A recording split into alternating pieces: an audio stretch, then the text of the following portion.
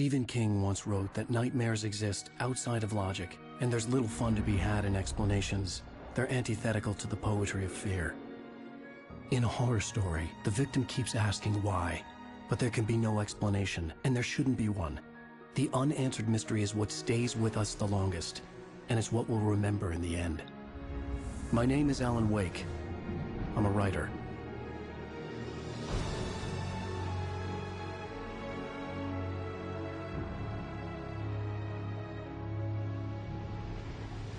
I've always had a vivid imagination, but this dream unsettled me.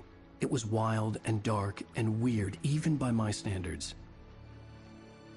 So yes, it began with a dream.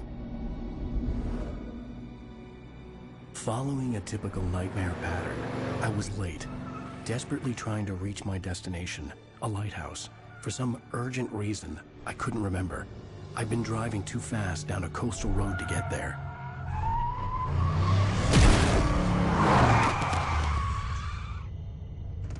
I'd seen the hitchhiker too late.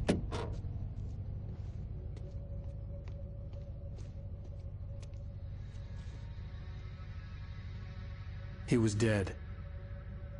I was convinced they'd put me in jail and I would never see Alice again.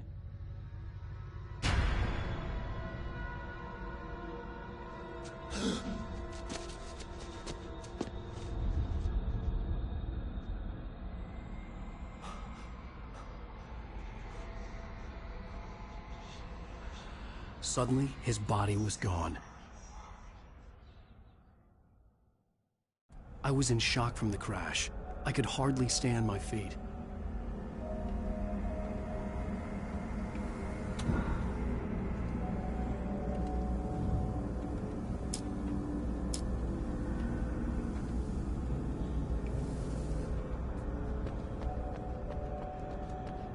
I was certain I had just driven from this direction, but now the road was blocked.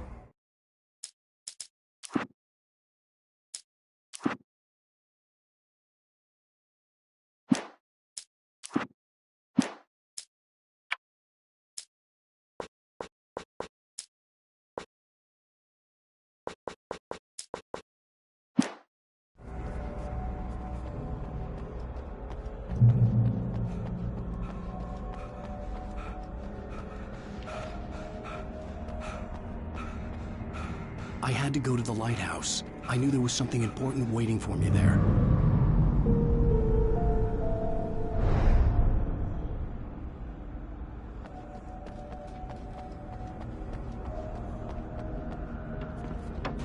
The bridge had collapsed. I'd have to find another way to the lighthouse.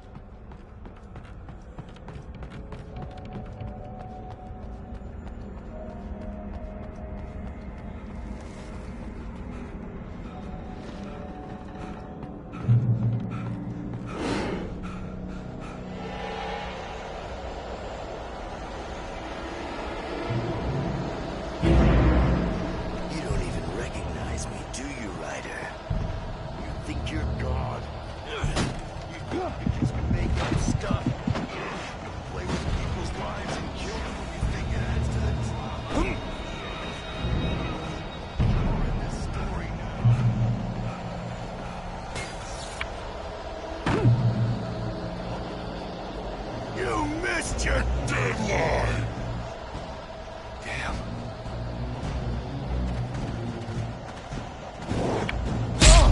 You can't stop me!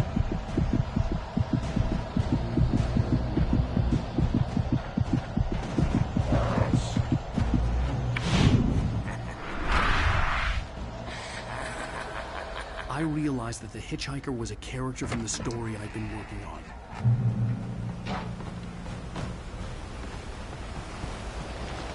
How does it feel to die by the hands of your own creation?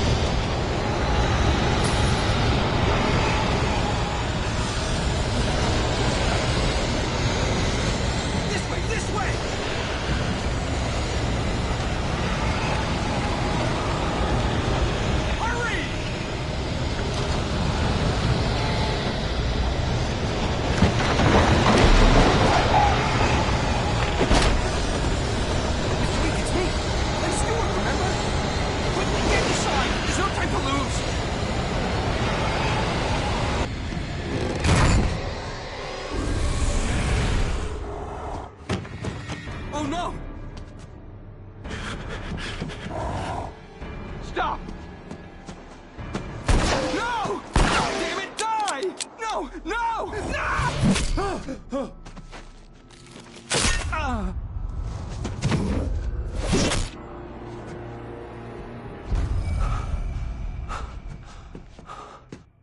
was trapped. There was no way out. Die, die, die, die, die, die, die, die.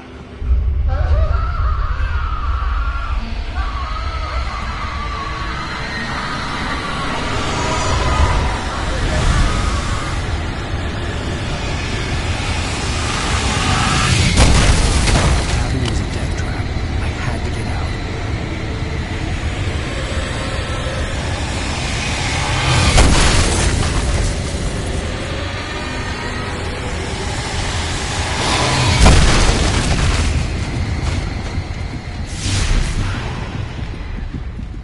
Follow the light.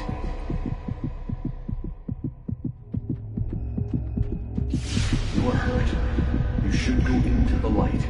You are only safe there.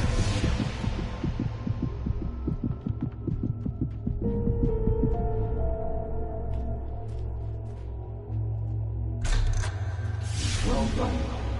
I have something important to tell you. It goes like this.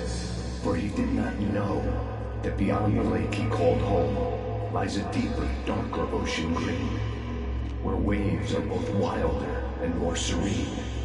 To its ports I've been. To its ports I've been. Do you understand? No. Follow my light.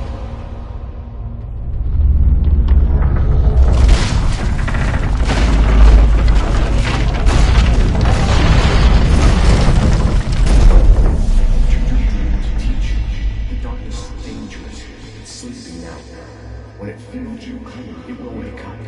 There's no time. I can only show you the most important thing. The hitchhiker has been taken over by the dark presence. You can't hurt him now. The darkness protects him from all harm. Only light can drive the darkness away and make him vulnerable again. Here, take the light. Turn your flashlight toward him and burn the darkness away.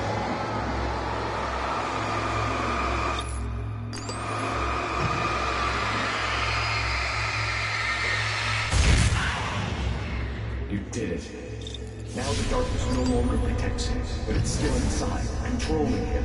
He can't be saved. He's still a threat. He is still your enemy. Here, take the gun. Now you'll die.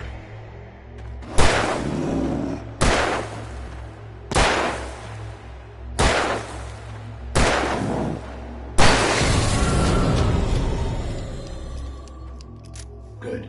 You've done well. Remember what I've taught you. That is all. I will give you back your dream now. In the nightmare, a terrible darkness was taking over the world. The lighthouse was the last safe place on Earth.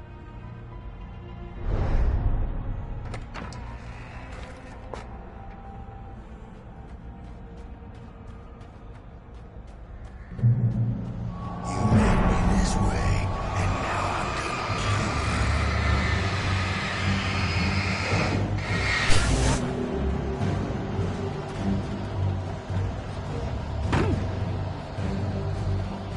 This isn't work.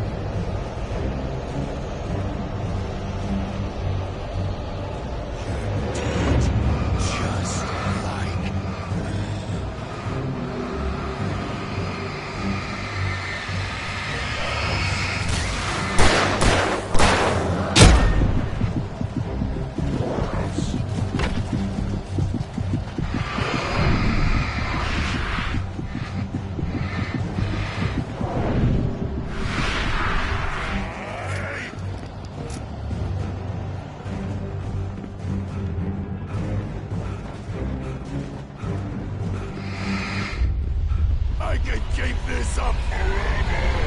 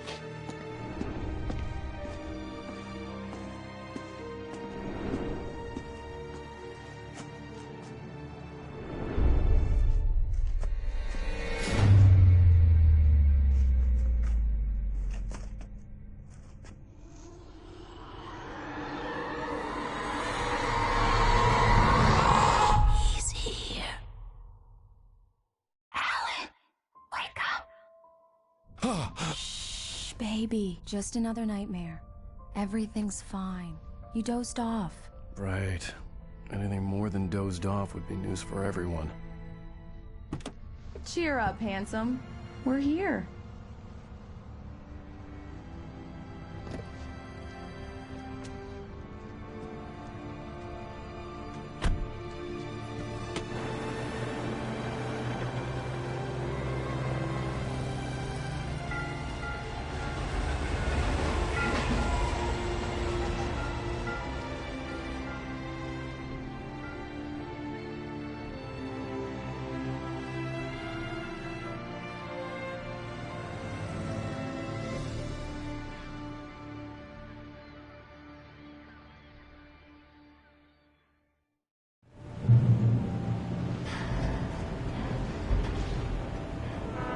Let's act like we're on vacation.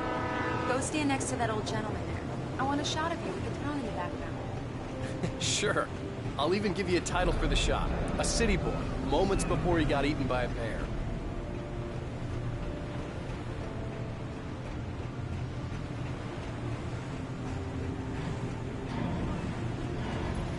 Hi. Hello there. You picked a good time to visit our town. Deerfest is just 2 weeks away. Deerfest, huh? Did you hear that, honey? You have a lovely wife. If you don't mind me saying. I'm Pat Maine, by the way. Nice to meet you. Yeah, I'm Alan Wake. I won't pretend I don't recognize a famous writer such as yourself, Mr. Wake. A pleasure. I'm an avid reader myself. I hope this isn't too presumptuous of me, but I'm the night host at the local radio station. Any chance I could get an interview? Look, Mr. Maine, I'm on vacation.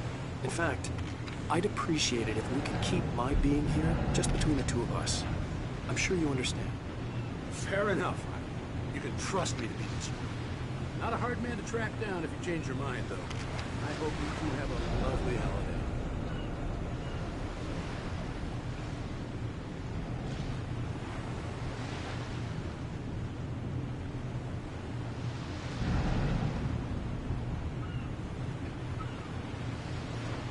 Very nice. I got a couple of really good ones. I see you made a friend. That's cute. Right. Yeah? Hey, bestseller. How's my favorite writer? Are you there yet? Barry. Yeah, we just got here. Are the locals giving you trouble? Just say the word, and I'll hop on a plane and come make sure that you're left alone, Al.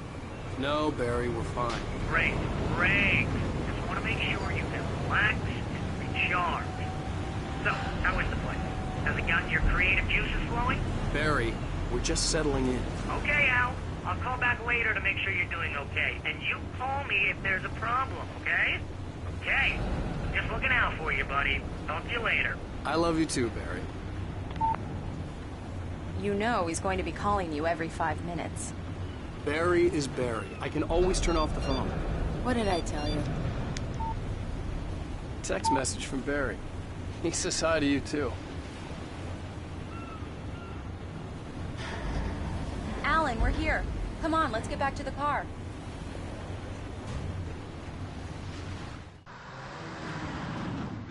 We need to stop at the local diner to get the cabin key from the landlord, a Mr. Carl Stuckey. He's waiting for us. I'll go fill her up while you get the key. I'll pick you up here in, say, 15 minutes? Sure. Alan, thank you for coming here with me. I love you too. Go on. I'll promise to behave.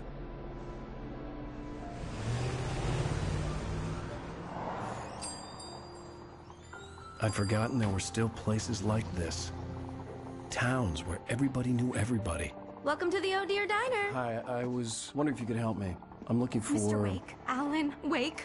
Oh, God! I am your biggest fan. I know people say that all the time, but I really am. I'm glad to hear that. Rose. Rose, I'm looking for Mr. Stuckey. Carl Stuckey? Carl? Oh, of course, Mr. Wake. He must have gone to visit the restroom. He'll be back in a moment. I can't believe it. I've got all of your books. I got the cutout from the bookstore when they took it out of the window.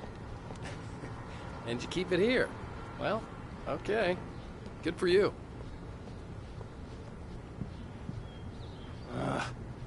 Right. Try the so coffee. much for a quiet vacation. Just don't blame me when you fall in love, because it'll break your heart when you have to Do leave. me a favor, Rusty here Sonny. is no longer here. I could really Nothing use but a black tune coffee right under a now. thin layer of skin. Coconut. Yeah, that makes Number two of us. 6 in the jukebox. I'd do it myself, but both of my legs have gone to sleep. Bad circulation. Yeah. Are you serious? Coconut again? You disgust me. Call yourself a rocker. Unbelievable. Ah, It does that. Get stuck. Yeah. You need to give it a good solid whack. Now that's what I'm talking about. Yes. Are you staying long, Mr. Wake? I can't This is believe it. it. I've I'm having a died and gone conversation to with hell. Alan Wake.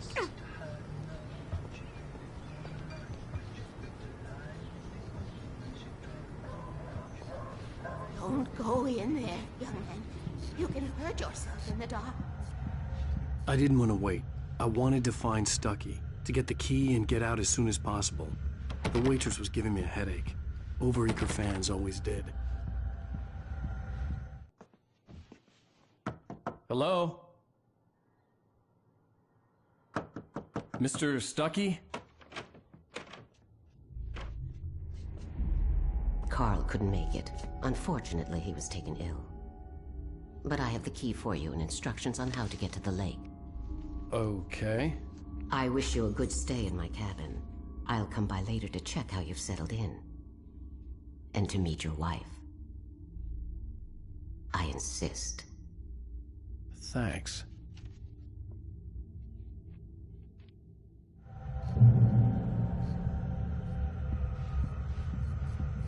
Cauldron Lake is a special place.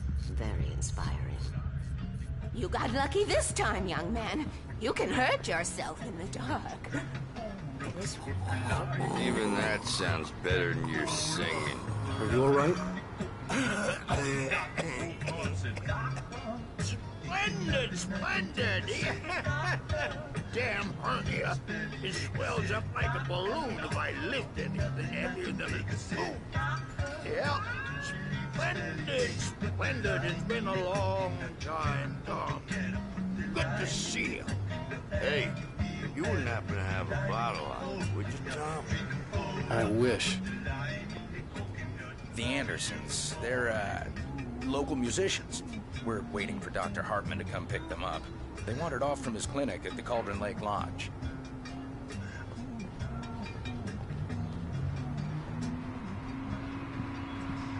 Bye, Mr. Wake. Mission accomplished. The key and the directions. My hero. I got some flashlights, just in case. Hey, wait! Miss! Mrs. Wake! Your keys!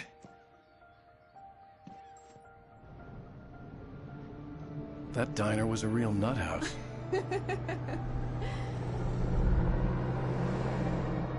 Can you believe this place? This would make a wonderful setting for a book. We're supposed to be on vacation, Alice. I'll figure it out when we get back home, okay? Okay. We can talk about this later. Batman here on KBFF. I didn't want to talk about it. I wanted to bury my head in sand. Here's another one of my favorites to go with it. Once upon a time, I was a successful writer, but that was a long time ago. I hadn't been able to write a word in 2 years, not since my last book. And now the weather. It's gonna be a clear night, so you folks in the big city might want to look up every once in a while. See those stars winking down at you? It gets pretty dark out here, but they'll light your...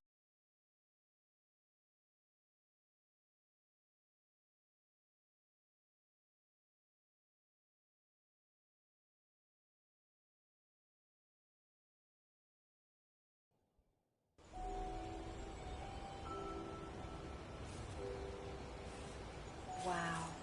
It's gorgeous out. It's something, all right. Don't worry, honey. I'll get you inside safe and sound before it gets dark. And I've got the flashlight. I know. I'm okay. Alice had a phobia. The fear of darkness. I wanted to make sure we were inside with the lights on before sunset.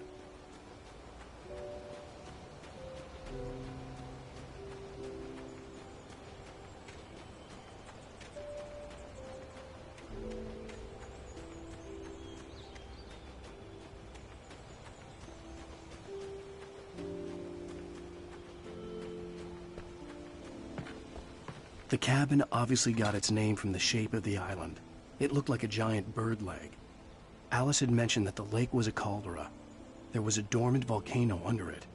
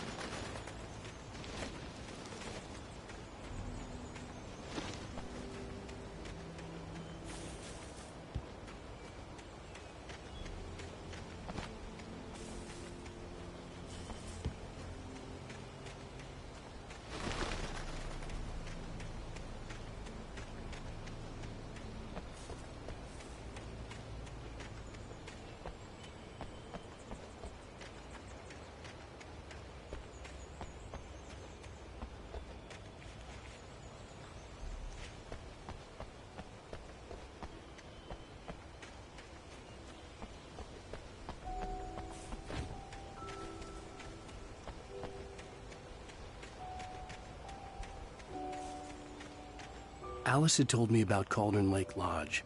The old building used to be a hotel, but these days it was no longer open to the public.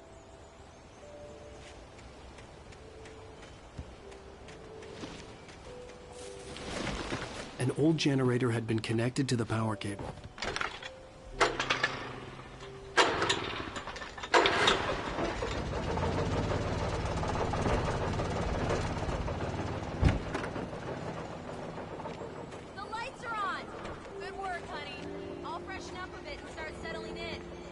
Okay, I'll look around a bit. Sure thing. Have fun.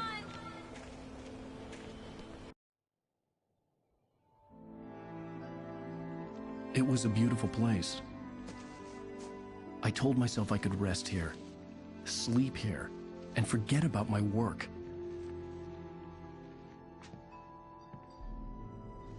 I thought we could be happy here.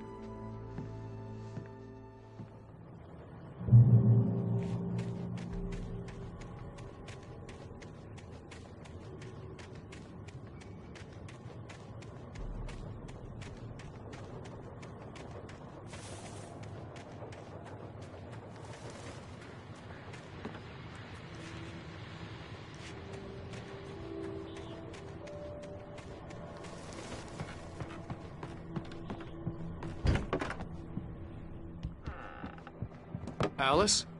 Honey? A shoebox filled with books by Thomas Zane sat on the shelf. I'd never heard of him before.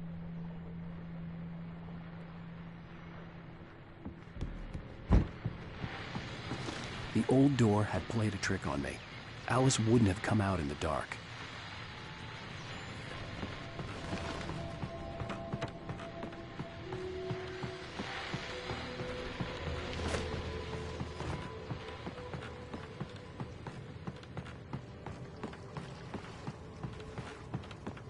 The water was black. I couldn't help but imagine all sorts of horrors lurking in the depths below.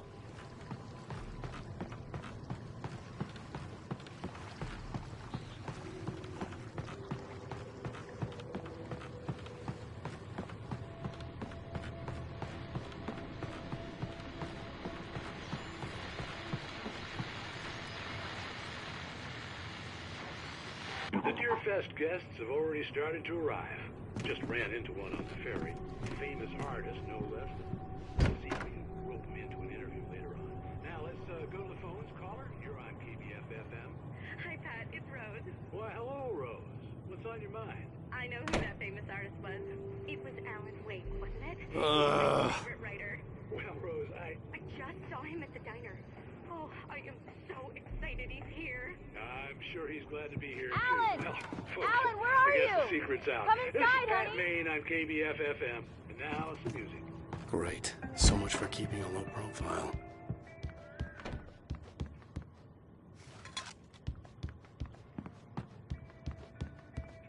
Alan, I'm upstairs.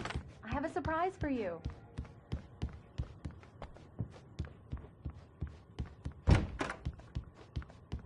Surprise! Alice? What is this? I guess I have a small confession to make. I thought maybe you could write here that a change of scenery would get you past... Damn it, Alice, everyone keeps... Hey, just hear me out. There's a local doctor, Dr. Hartman. I read a book of his. He has a private clinic here. He specializes in helping artists. Maybe... So now you want to get me committed? No, it's not like that. That's not... Alan? Alan? Just don't! I don't want to hear it! God damn it, Alice! God damn it! I knew she wouldn't follow me in the dark. I needed some time alone to think things through.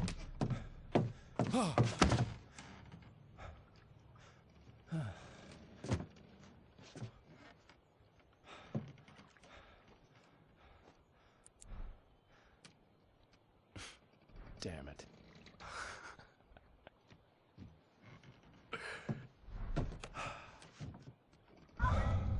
Alice? Alice? Alice! The cabin had gone dark. All the lights were out.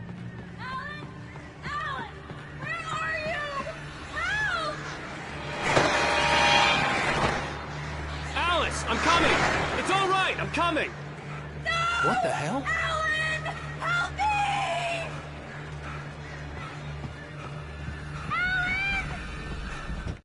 Alice?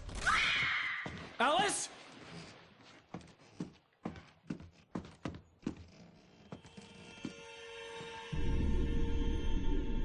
Oh no!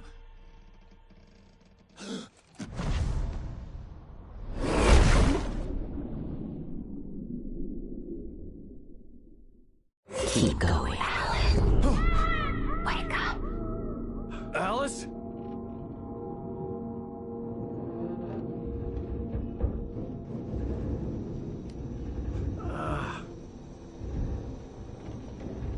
Waking up in the crashed car felt like I had woken from one nightmare and entered another.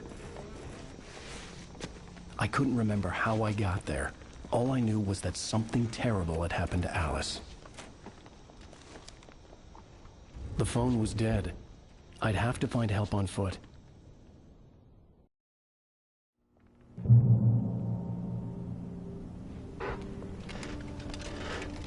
Among Alice's things was a book, The Creator's Dilemma, by a Dr. Emil Hartman. Seeing the book brought back my fight with Alice. I didn't like it, and I didn't like the guy's smug face on the cover either.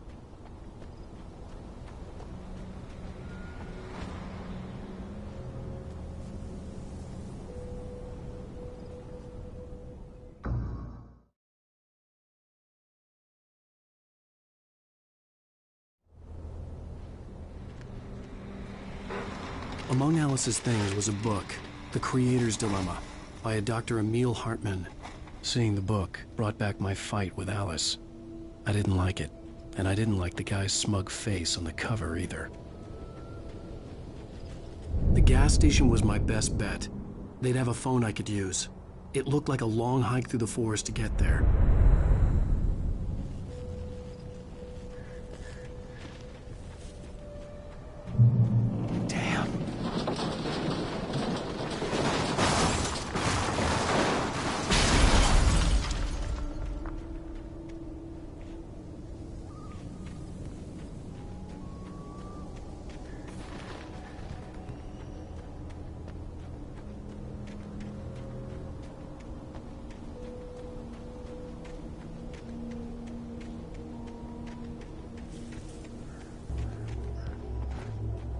Hello?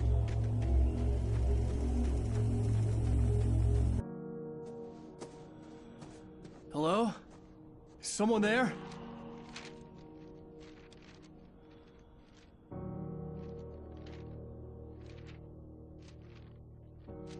The loose sheets of paper were pages from a manuscript entitled Departure. That was the name I planned to use for the next novel I had never gotten started. I was named the author. I hadn't written it. I couldn't remember writing it. In the scene on the page, the hero was attacked by an axe murderer in the woods at night.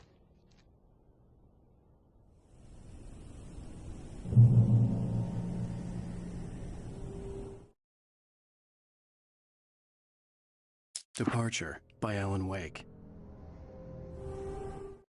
Departure by Alan Wake. The man turned to face me. His face was covered in shadows. It was hard to make him out in the darkness of the forest that surrounded us, but the axe he lifted was plain to see. It glistened with the blood of his victim. He grinned madly. The shadows were alive, distorting his features. It was a scene from a nightmare, but I was awake.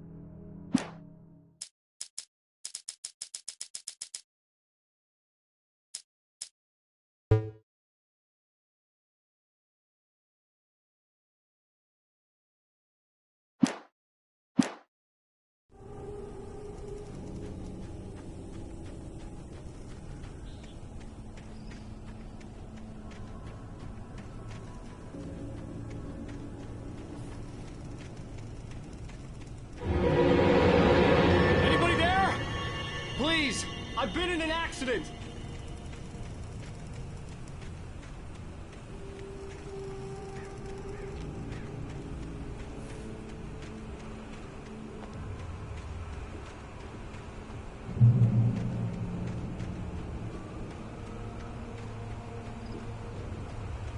The lights up ahead were a good sign.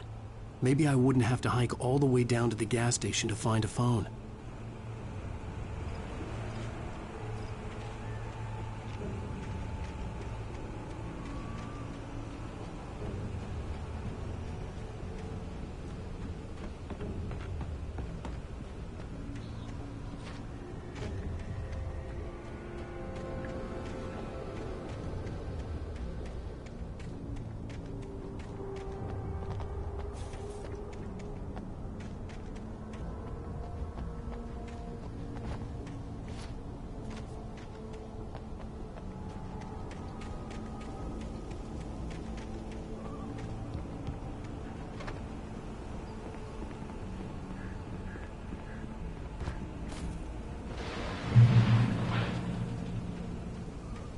Anybody there?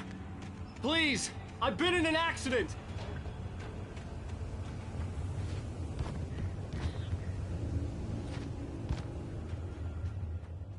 Hey! Hey, you! Phil! There's been an accident. I need help. Listen, I need to... Premium cabins for rent in... Nightfall! Oh, hell.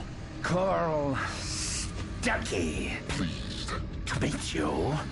Non-refundable reservation deposit required. Fair and square. Fair and square.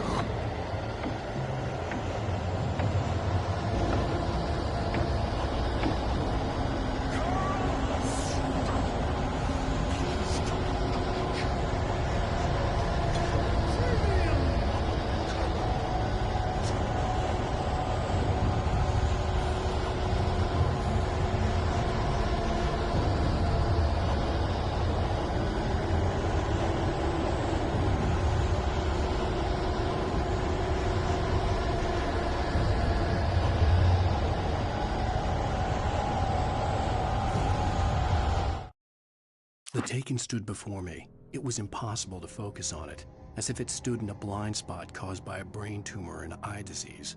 It was bleeding shadows like ink underwater, like a cloud of blood from a shark bite. I was terrified. I squeezed the flashlight like my life depended on it, willing it to stop coming any closer. Suddenly something gave, and the light seemed to shine brighter.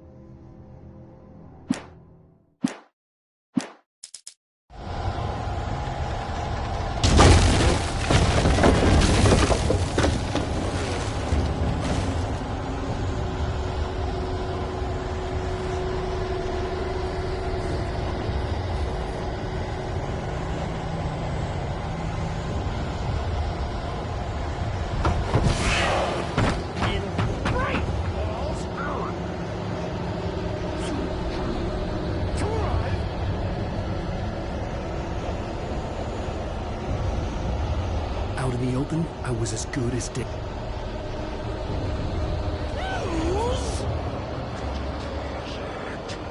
It's the latest thing! Two birds? Incontestably Proven! Health! Great! I had to figure a way out of this. Any second now, and Stucky would be knocking on the door with his axe like Nicholson in The Shining.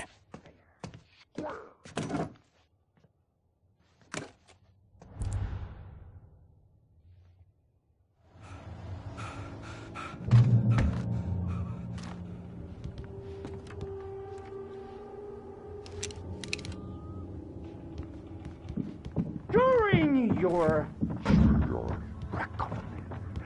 trying, it's the latest thing. Yes. Great Falls Sheriff Station. How may I... Hello? Hello? You can see sights and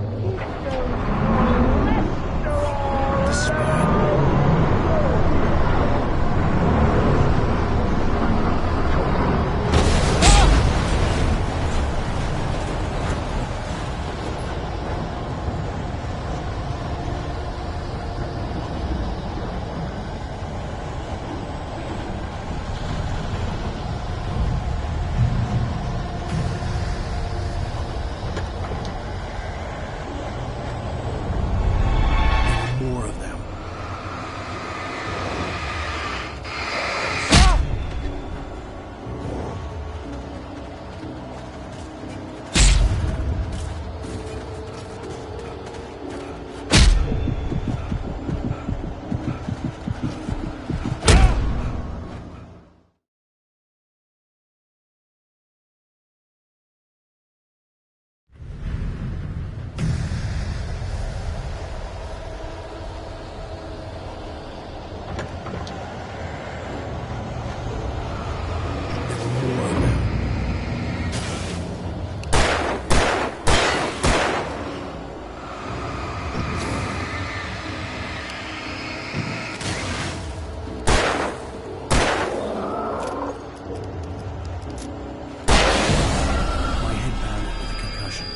I'd never fired a gun outside a shooting range, and now I just killed someone. Or something. There were no bodies. They just disappeared.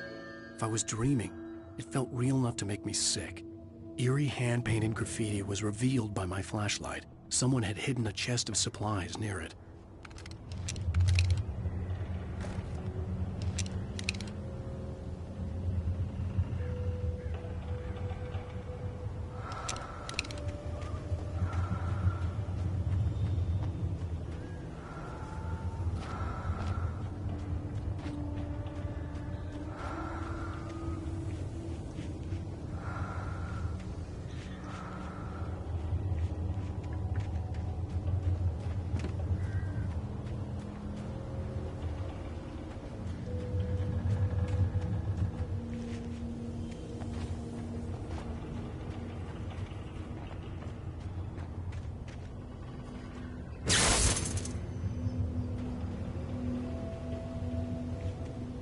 The dark forest was the last place I wanted to go, but I had no choice. I had to get to the gas station.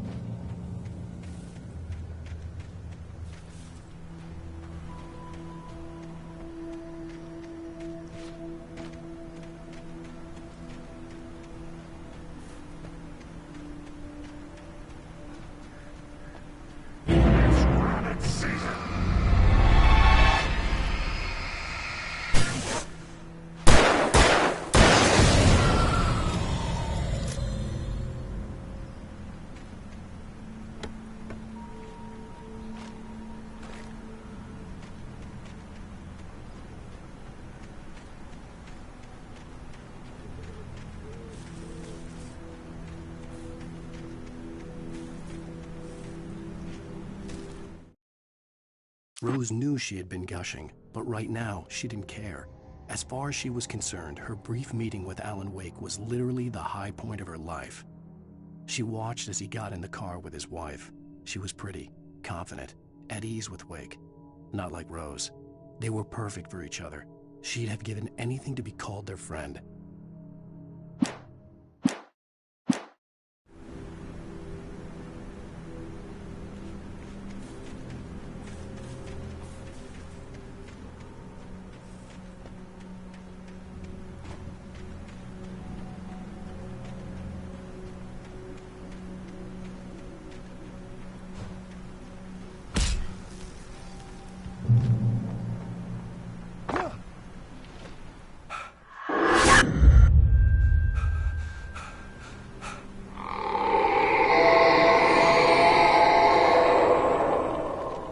What was that?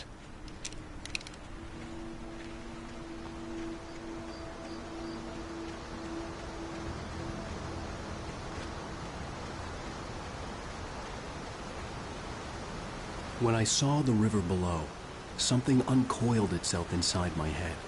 I realized that I'd have to find a way across. I didn't even want to look at the water.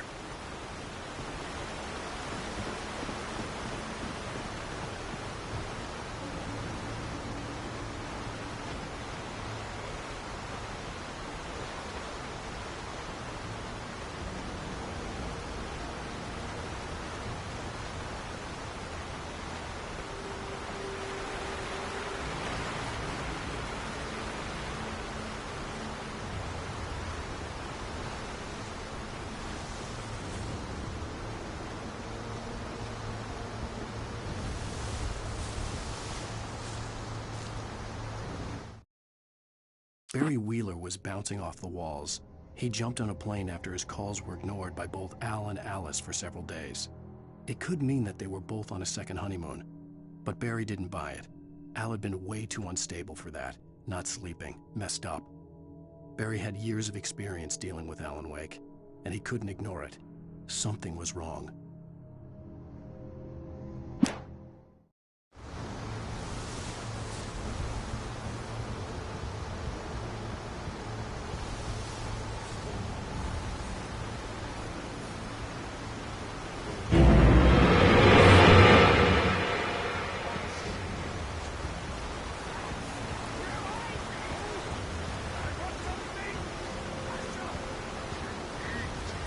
Stucky was still out there, in the dark, stalking me.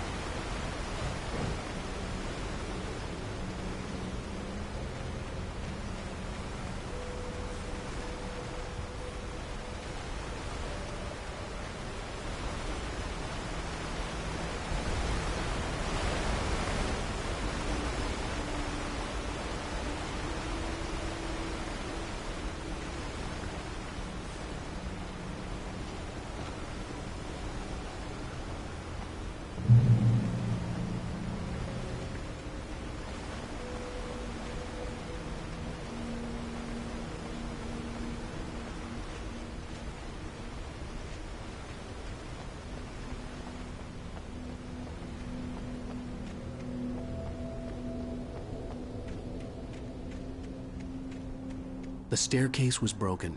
I had to make my way up some other way.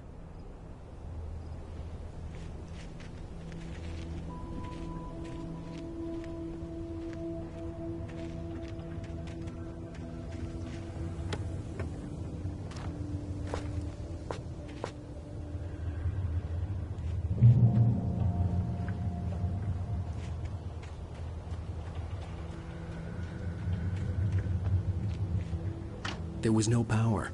There was bound to be a generator somewhere at the logging site.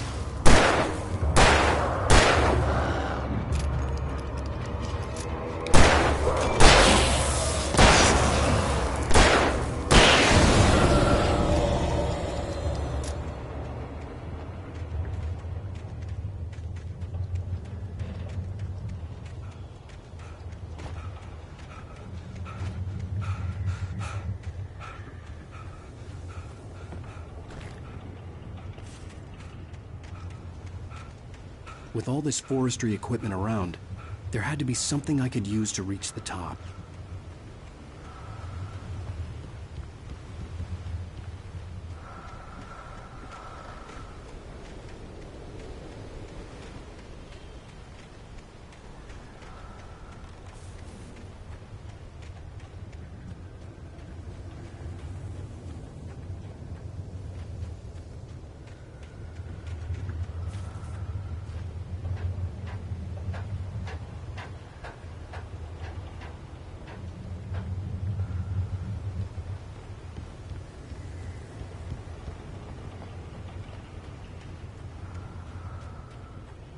Taken.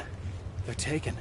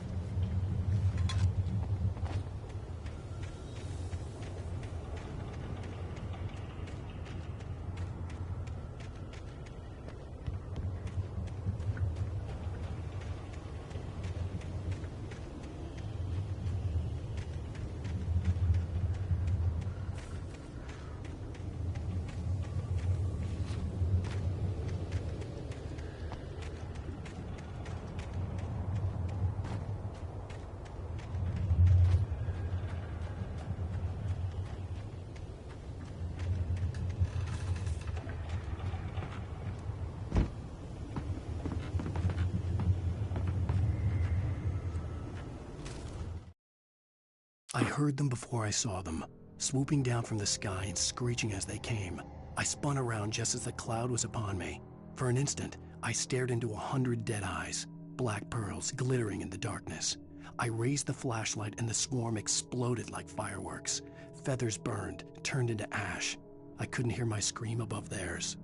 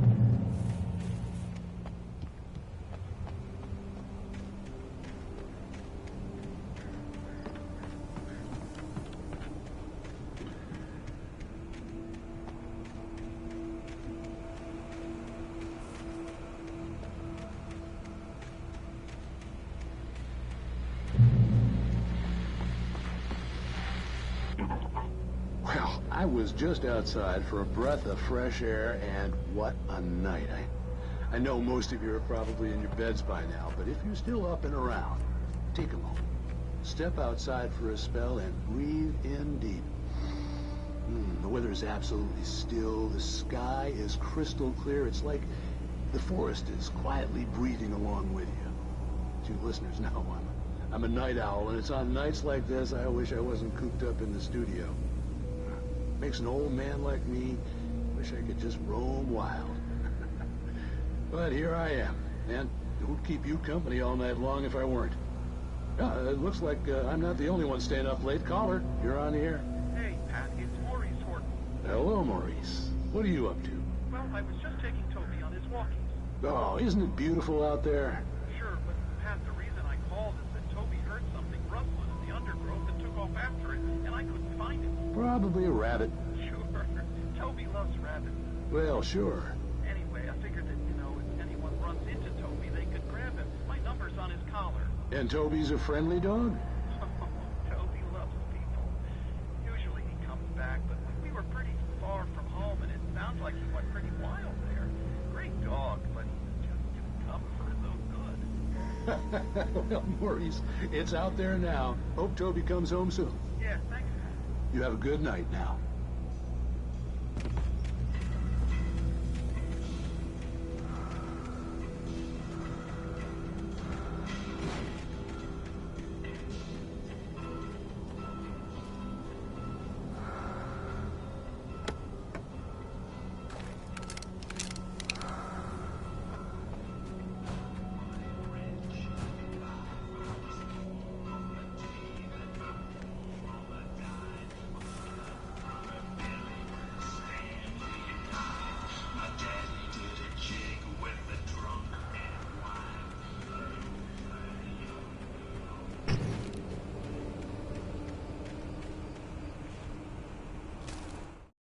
At first, I kept finding the pages as if by accident. The book I couldn't remember was either a terrible and true prophecy or an act of creation that had rewritten the world. I began to hunt the pages feverishly, for they held the answer to the mystery. With it, I could save myself. With it, I could save Alice.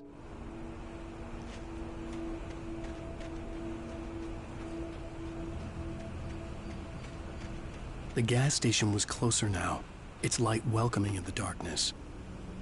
Paul makes the best dogs in the state. Belly Burster is the best with no contest. Monster Dog is second best. The famous dog is...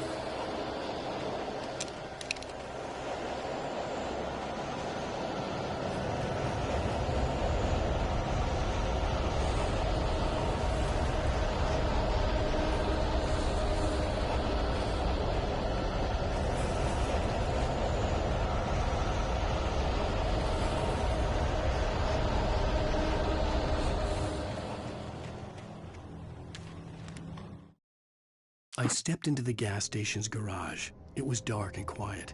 The place was a mess. It looked like someone trashed the place or that there'd been some kind of fight. Light spilled into the room through an open door at the back, and I made my way toward it. Without any warning, I was blinded by a bright light. An old portable TV on the shelf had come alive by itself. Impossibly, I could see myself on the screen, talking like a madman.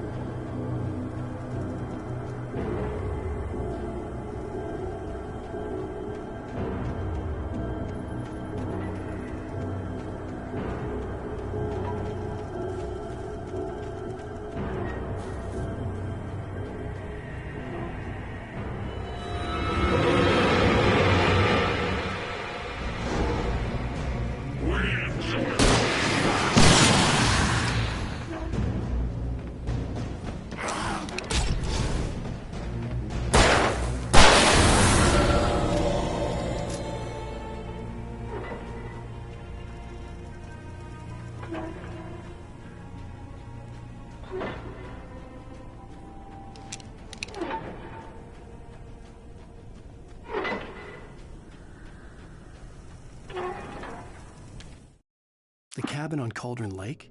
She asked. The sheriff looked at me suspiciously. The early morning light flooded through the office windows. I would probably never have gotten out of the woods alive without her help, but I couldn't tell her the truth of what I'd faced the previous night. She'd think I was lying or crazy. She'd lock me up, and she wouldn't help me find Alice.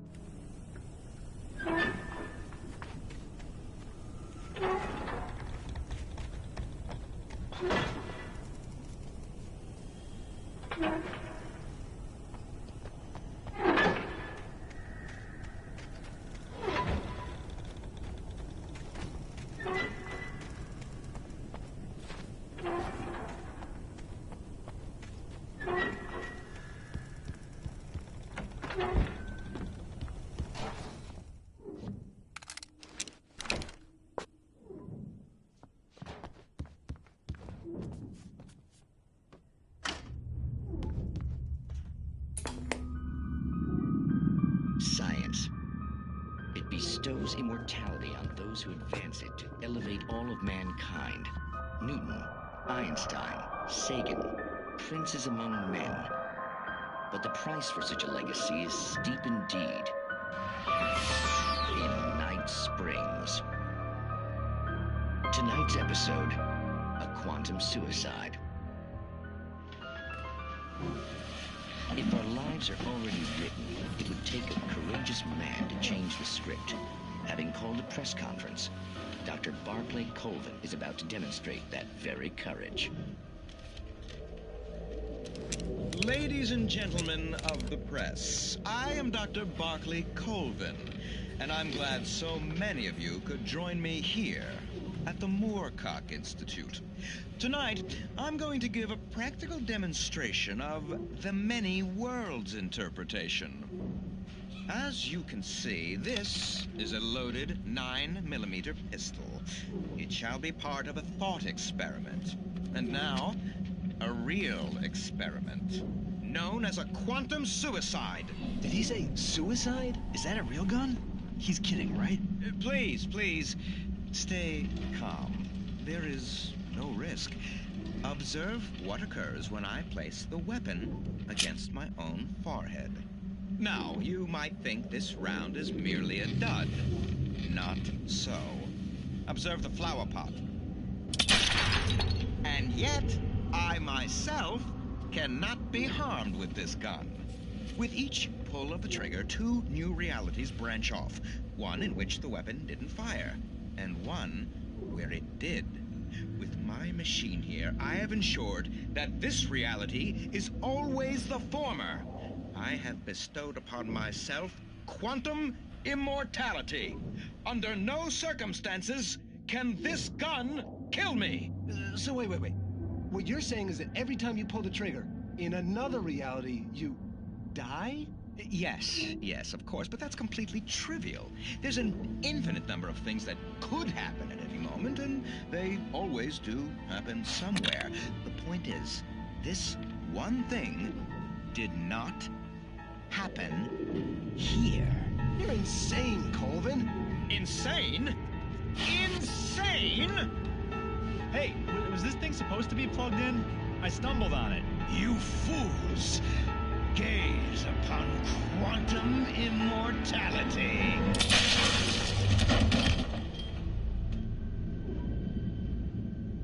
Poor Dr. Colvin, felled by his own hubris or the ignorance of the masses.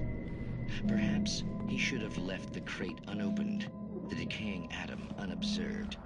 Curiosity often kills the cat in Night Springs.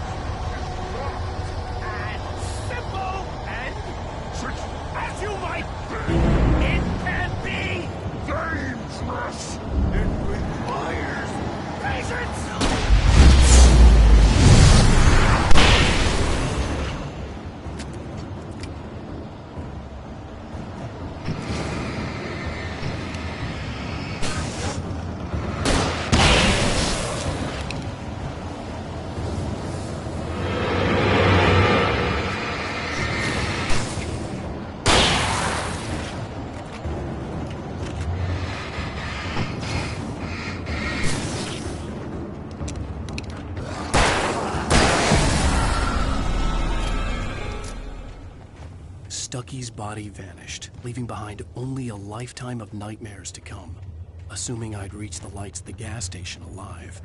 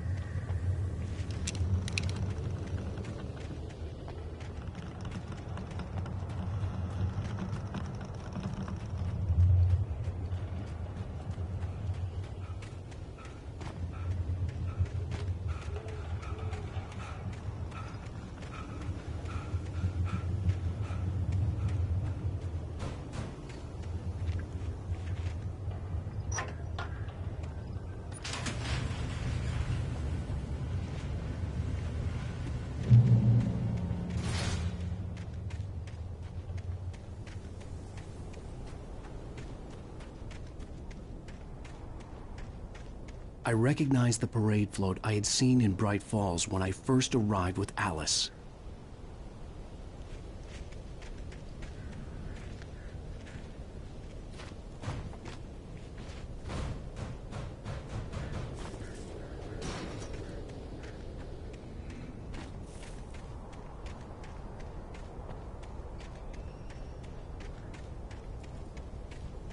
After the insanity I had just experienced in the darkness, the lights of the gas station felt comforting. At least for a moment, the sane world reasserted itself.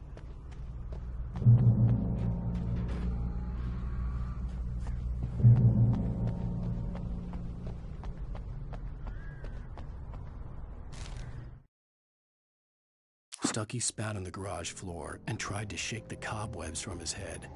Ever since the couple never showed to pick up the keys, things had been fuzzy. Something, a feeling, caught his attention. Stucky looked up and stared as his brain tried in vain to process the horror before him. He stumbled back, knocking over a can of oil. A black pool spread across the floor while he struggled for a brief moment, then let go as the unrelenting darkness engulfed him. The Deer Fest had been 2 weeks away when we arrived.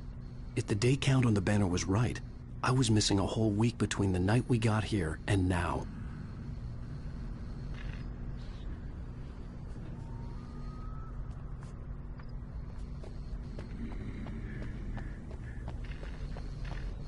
The garage was a mess. It looked like someone had trashed the place, or that there'd been some kind of fight.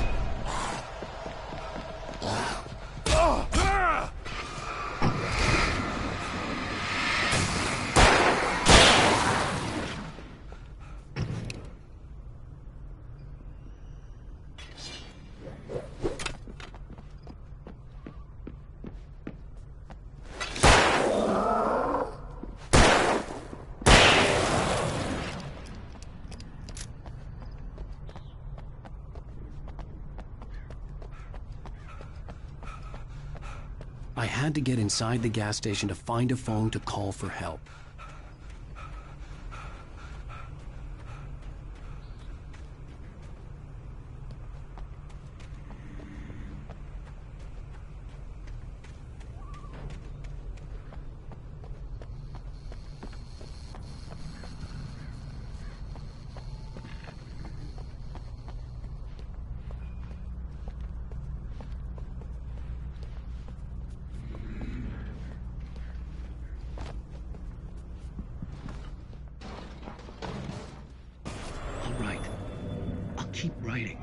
Outside, there's only darkness. Outside the cabin, outside the story, there's only darkness. I can feel her presence in the dark. Just now, I could smell her perfume in the room. I'll reach her. I'll fix it up. I'll bring her back. The story will come true. If I stop, she's lost. I don't believe this. It'd been me on the TV, talking crazy. Was I losing my mind?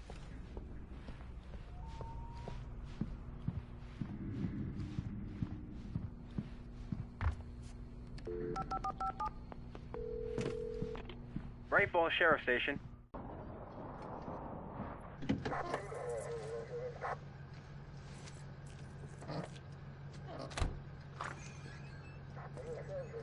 Oh, thank God, Sheriff.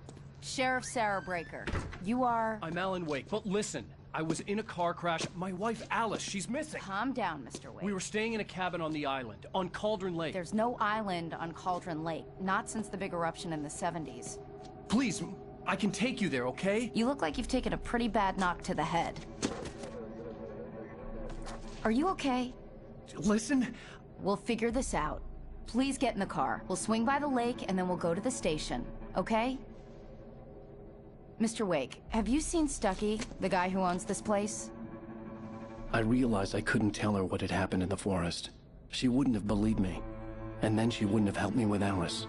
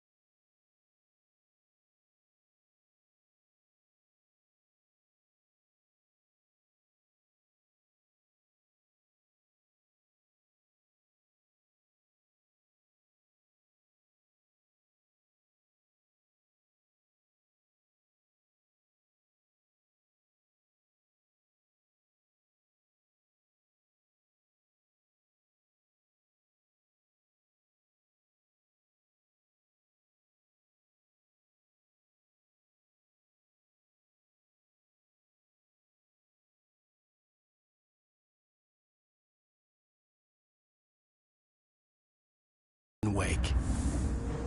I came to Bright Falls with my wife, Alice. Thank you for coming here with me. I thought maybe you could write here. I don't want to hear it! God damn it, Alice! Now, she's missing. Alice? Alice? I woke up behind the wheel of a crashed car. I'm missing a week. I was attacked by shadowy men straight from a nightmare. The sheriff took me to the lake Alice and I had stayed at. But the cabin had disappeared.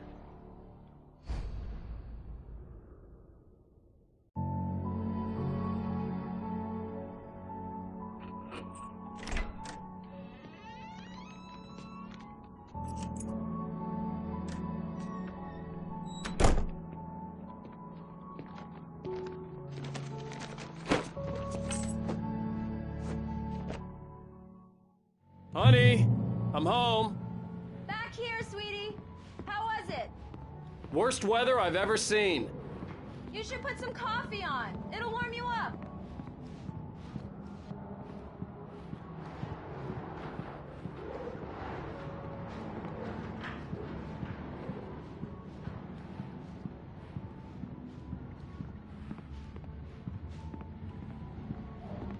Hey, handsome.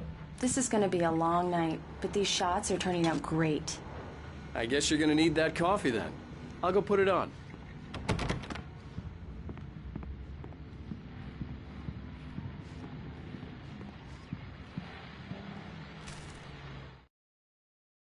It's true what they say about the fall and the sudden stop at the end. I'd lain here in the snow while the lurid chain of scenes that had led me here kept playing in my head. A rerun of my own private snuff movie. A memory of my corpse. Alone at my own wake. Thinking in metaphors again. The femme fatale was gone. Only a sour taste remained of the kiss that killed me. This was a late goodbye. 13 years after I'd gotten my revenge, it had finally caught up with me. It had been a long time to bear the pain. My blood painted the snow red. A gruesome slushy dissolved all the scattered painkillers and leisurely dripped down to the sewer, mingling with the bile of the city, becoming one with it. I can see them now. My wife and my baby. Honey, I'm home.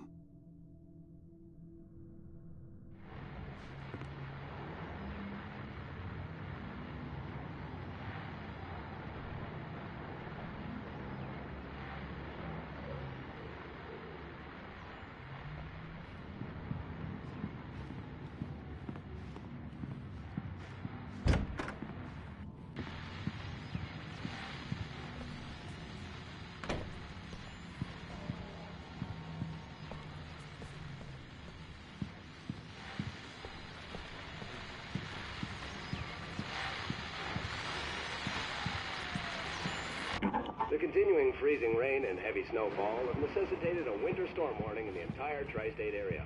People are advised to stay indoors, as many roadways are already closed, and city officials are not expecting snow crews to keep up with the weather. We're now on the third day of the blizzard, and the weather is not expected to clear up anytime soon.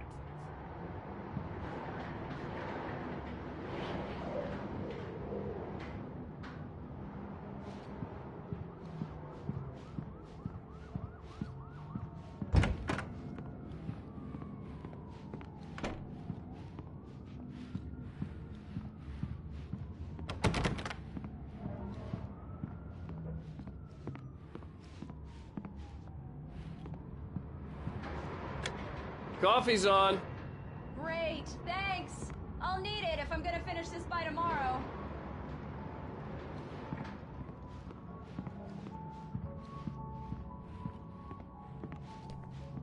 Oh, hey, I just finished those cover mock-ups. They're on your desk. Tell me what you think. No kidding. I didn't think you'd get them done this quickly.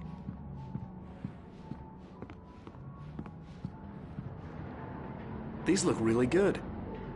Oh, sure, until Barry gets his hands on them. Which, by the way, will happen over my dead body. The last time was the last time. Oh, and speaking of Barry, he called. Alan! Alan, please check the fuse box. I'm right here. I'm on it, honey. Please hurry. Honey, it's a power outage. I've got the flashlight. Okay. Hi. You okay? I'm sorry. It just really spooked me. Don't worry. We'll just break out the candles. I know, it's stupid, but it's just... Especially when I'm not prepared for it, you know? It gets to me. I love you. Tell me a story, writer. Okay.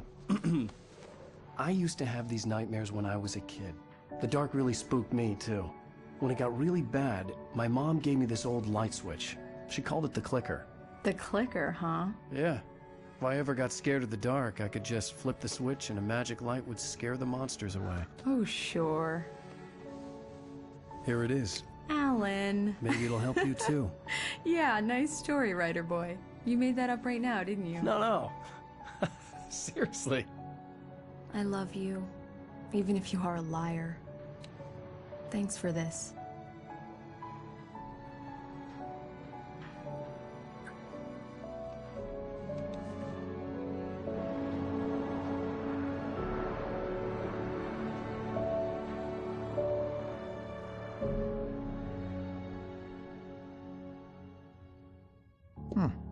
How do you feel, Mr. Wake? Any nausea, disorientation, anything like that? Mr. Wake, how are you feeling? I'm okay. My head's fine. I had to lie about my headache and memory loss. He'd send me to a hospital for tests. I couldn't leave without Alice. Very well. I don't think you have a concussion, but you've obviously been through quite a shock. You should take it easy for a couple of days. Thanks. Well then, Mr. Wake, we're done here. If the pain gets any worse or you experience any other symptoms, you should come see me. I'll let you get on with it then. Sarah, Sheriff Breaker, is waiting for you. She's very good at her job. I'm sure she can locate your wife in no time.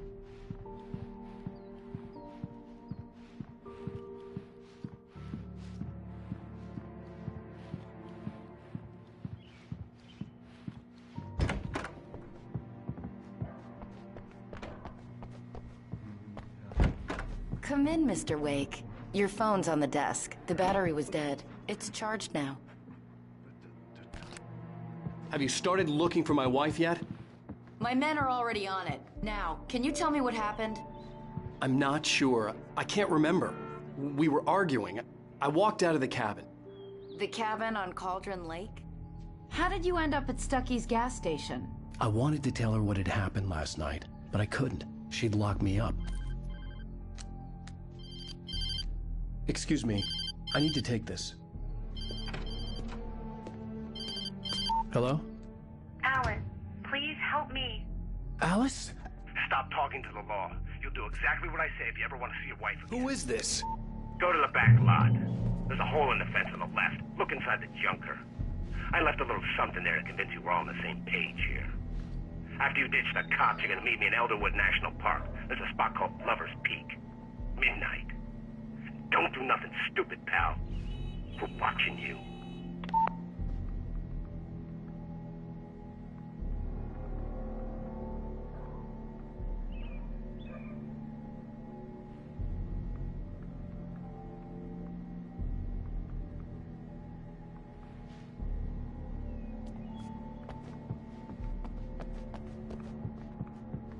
Mr. Wake, can I help you with anything? I need to get some air. The sheriff said I could go out back. Of course, Mr. Wake. You can get there through the cell corridor. Just don't mind Walter in there. He's one of our regulars. I thought he quit drinking. I couldn't go anywhere yet. I had to play along with the caller. Alice's life was at stake. Pretty badly. He started shouting at us the moment he woke up. They don't understand. They won't listen to me. Yeah, it's Mulligan here. I'm at Stucky's gas station with Thornton. There's no sign of him. Over. Wait. Yeah, this is Thornton. Look, we've located the brake hook. It's here. That's some good news, right? Stucky was supposed to be driving it at the rehearsal today. Over. Oh, give me that. Mulligan here. Looks like someone really trashed the garage. Over. Okay, roger that, guys. Keep looking for Stucky. Jane's out. Alice looked through the viewfinder, lining up the shot. Cauldron Lake was breathtaking. Something caught her eye. A figure standing in the shadows behind the cabin, like a thin woman in a black dress. She lowered the camera and looked again. No one there. Just a collection of bushes that looked vaguely human-shaped. She shook her head and laughed.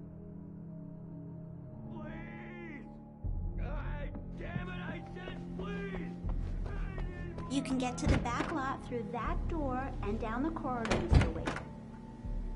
Thanks.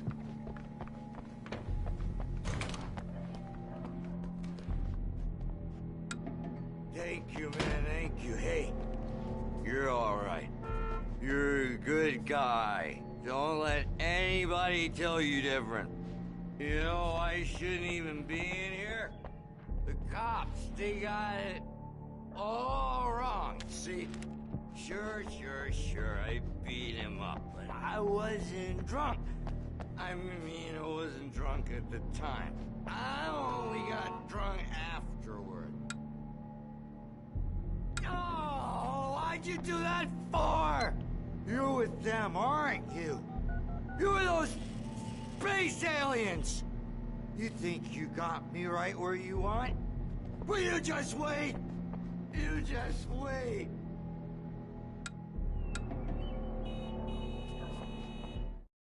In spite of its human mask, to describe the Dark Presence as intelligent would have implied human qualities on something decidedly inhuman. Nonetheless, it found the one spot in the diner that was dark enough. Some light spilled into the corridor, ravaging it. But it took the pain. Horrible as it was, the writer would soon fix that. He would be coming to the one place where it still had power. The early morning light hurt my eyes and made my head ache. The man on the phone had said, "Go through the fence on the left."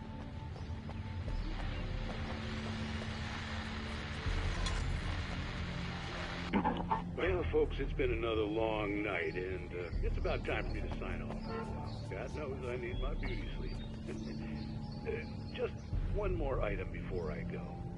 It's been a busy night for the Sheriff's Department. We've had a few broken windows, even a report of shots fired on Main Street.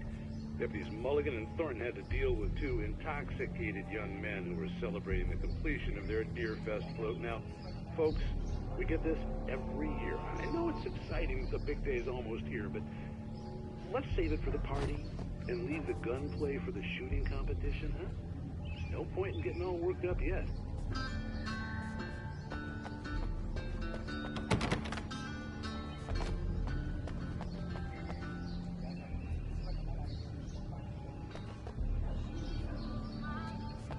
The caller had told me to find a hole in the fence behind the police station. There was something for me in an abandoned car.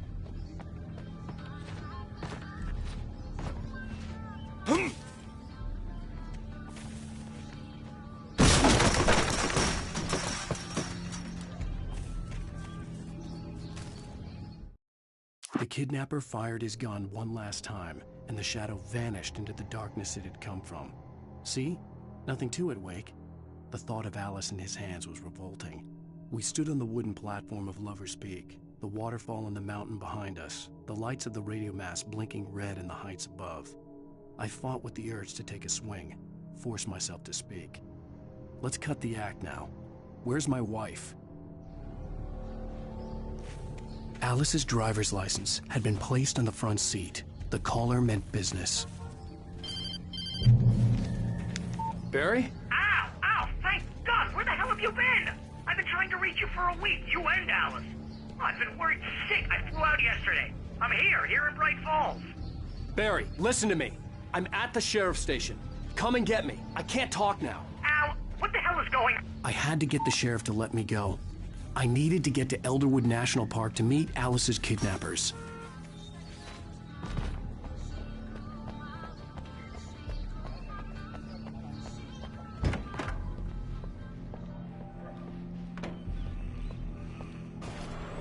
A writer is a light that reveals the world of his story from darkness, shapes it from nothingness. The way a sculptor carves a statue from a block of granite. If I stop, the world I'm making dies. Darkness will reclaim it. It's a long, hard journey into the dark. Alice's life is at stake, but I can't think about that, or I'll lose it. The dread lingers at the edge of perception. I'll push on. Anything is possible here. I'll write the story. I'll save her. Marvelous, Sarah. I just wanted to settle all the damage the Anderson brothers might have inadvertently caused on their recent and regrettable little outing. They are not accountable for their actions, of course. I can assure you that my staff has been reprimanded. Tor and Odin never caused any trouble to anyone when they were still living at their farm. Indeed. All we can do is to slow down the progress of their dementia.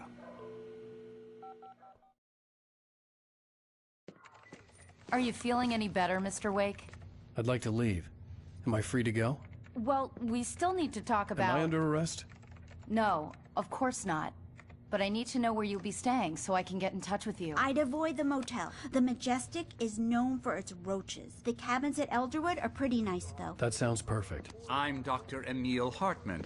I'd like to invite you to stay at Cauldron Lake Lodge. Did you talk to my wife? I had the pleasure of discussing your situation with her on several occasions. Did you set something up with her? I invited her here. My clinic is a place where... Oh! Hey! Oh, my! Take it easy. Hey, nobody move! Get your hands off of my client! Who are you? I'm Barry Wheeler, his agent. If you have business with Mr. Wake, you talk to me. You yokels won't know what hit you once I sick my lawyers on your asses. No harm done, Sarah. I'm all right. I don't want to press charges.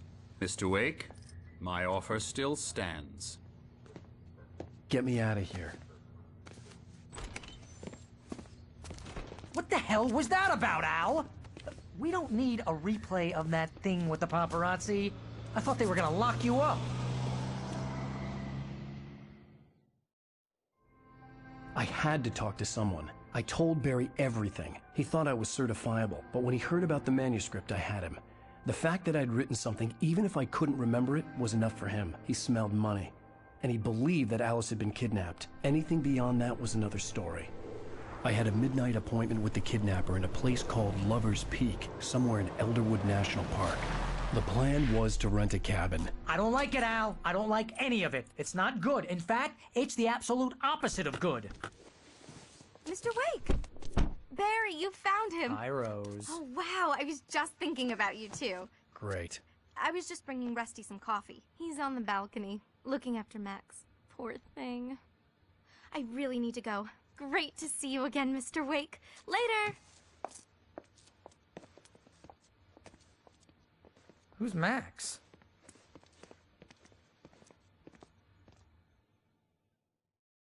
What an airhead.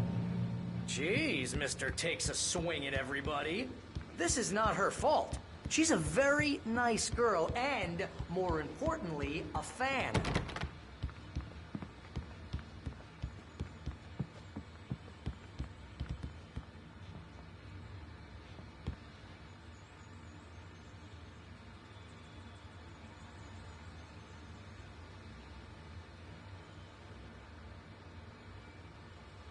Seriously, Al, what you were saying in the car, just listen to yourself. What, you shot a guy and his body just disappeared?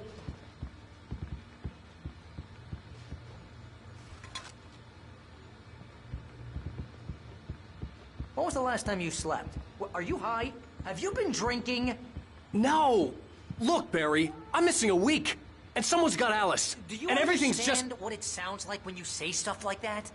Don't get me wrong, it's a good story, could be a bestseller. But when you start confusing fiction with reality, you're buying yourself a ticket to the funny farm. All right, wait here.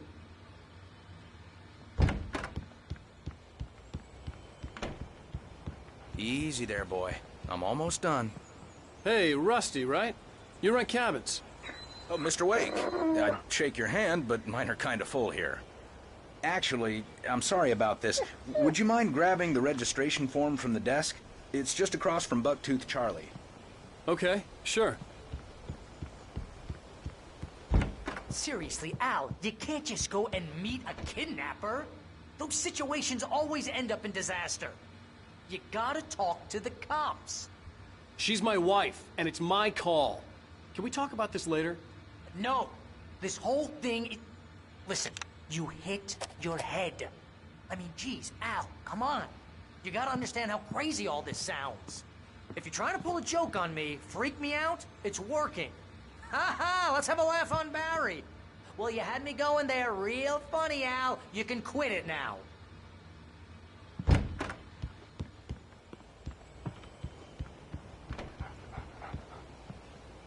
I think this is the form you wanted.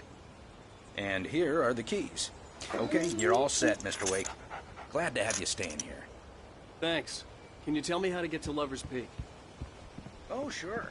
It's at the end of the nature trail. Just follow the paths, you'll get to it eventually. It's an easy walk. Nice spot, too.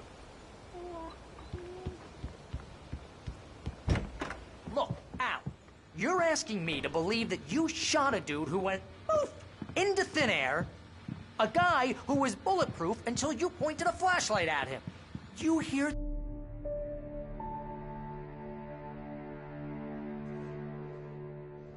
That's just crazy talk, Al. Al? Al? We should go to the sheriff or call the FBI. Damn it, Barry, they'll kill her! This is not a goddamn debate, Barry. I'm going to Lover's Peak. He said to come alone. Okay then. I understand. You're my best friend, and I'm worried that you're not right in the head. Tell me what to do to help, and I'll do it. You stay here, and if I'm not back by morning, call the cavalry.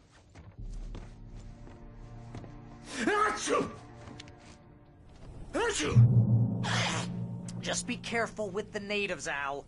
These yokels are dangerous. Everybody hates a tourist, or it'll be Deliverance all over again.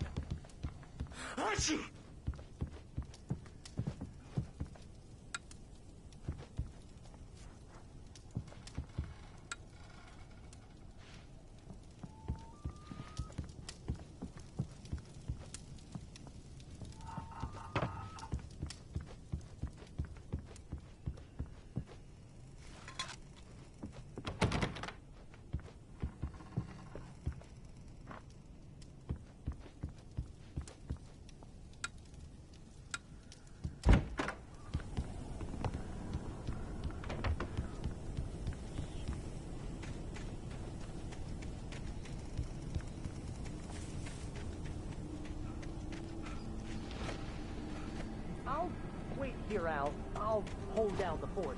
I'll be with you in spirit every step of the way, Al. Watch the door now.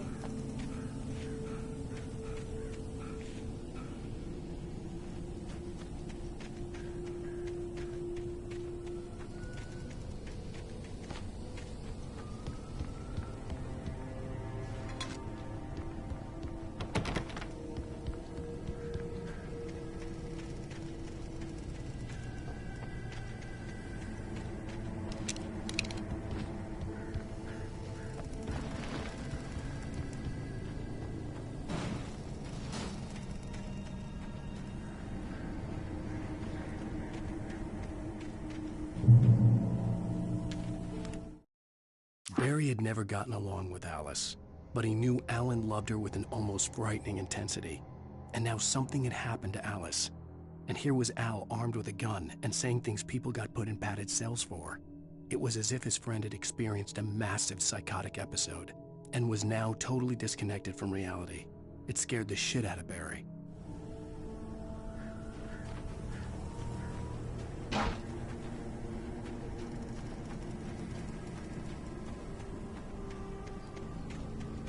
I knew I should have gone to the cops. This wasn't the smartest thing I'd ever done, but I was still angry with Barry for trying to talk me out of it. These people had called me right in the sheriff's station. The cops wouldn't scare them, and they had Alice.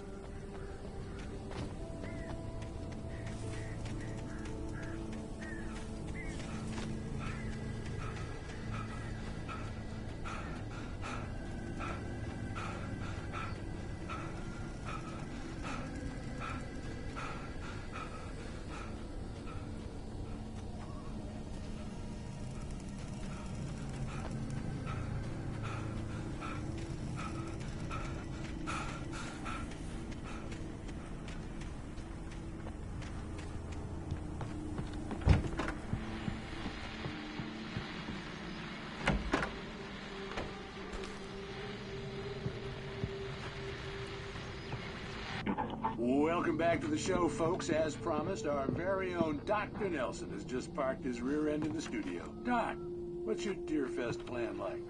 My plan? You make it sound a lot more organized than I ever seem to manage.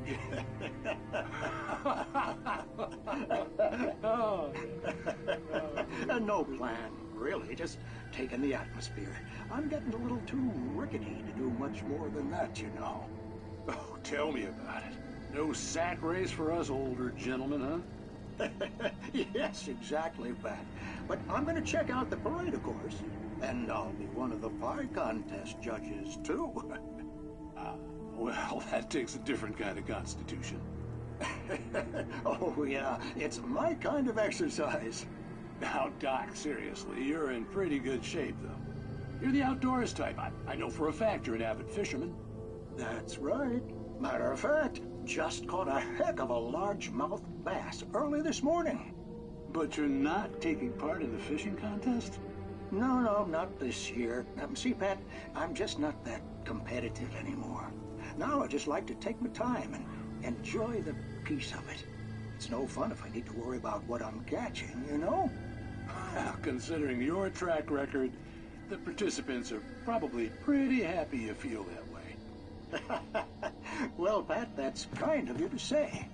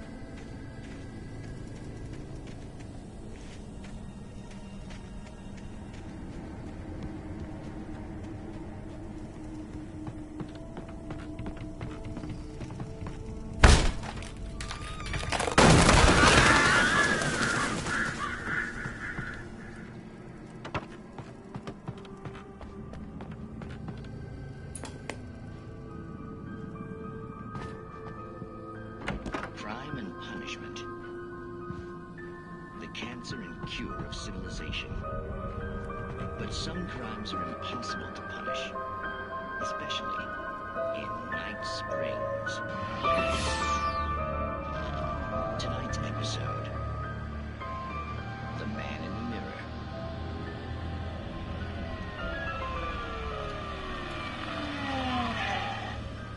He's inside, Agent. He's a weird one. So, you're confessing to killing that guy, huh? Why? Had it coming? Yeah, but why would you do that? I mean, you're a nice guy. Normal. Took a kid to a soccer game. So how come at the game, you pick a guy and, quoting from the arresting officer's report here, assault the victim's head area repeatedly with the weapon of choice being a pair of bare fists? Wow, that sentence really flows, huh? Maybe you're not the literary type. Okay, so you mess him up. But why? Who was that guy? We couldn't ID him. Why would a guy like you do him like that? I didn't like his face? Well, you must have hated it, because you really went to town there. I mean, there's no way to tell what he looked like. No ID on him either. That must be difficult. But then we ran the fingerprints. Got a match. Your prints. Identical. Huh, how about that? Your son said you were wearing a white shirt when you took him to the game. The white shirt is on the dead guy. It's plenty red now. You won't get away with this. Do you really think that's in any way relevant to me? I had plenty of time to talk to my boy before the cops arrived, you know? He won't stop screaming, am I right? You think he's ever gonna be okay? I left my mark. Believe me. You bastard. What? You gonna shoot me? What's the point? I'm going to prison. You got me. I don't understand any of this. And you never will. Don't worry. Maybe you'll see me again, Agent. Maybe in the mirror.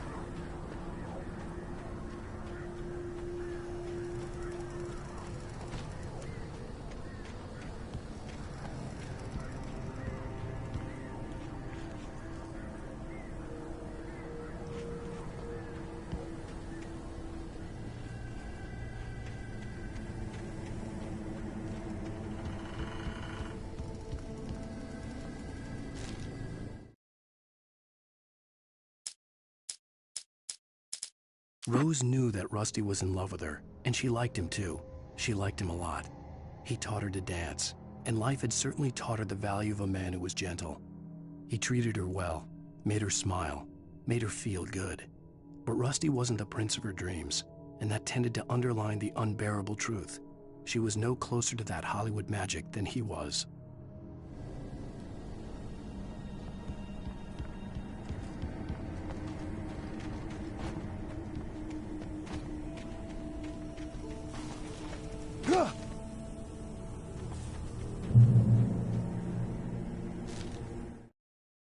The air in the visitor center was heavy with an awful smell, as if some rotten drowned thing had crawled up from its grave. Rusty kept coughing blood. My eyes were drawn to the twisted shape of his broken leg. The attack had been vicious. Max whined in his cage. Rusty's eyes were wild with fear and terror. He gasped. "Mr. Wake, it happened just the way it was on that page."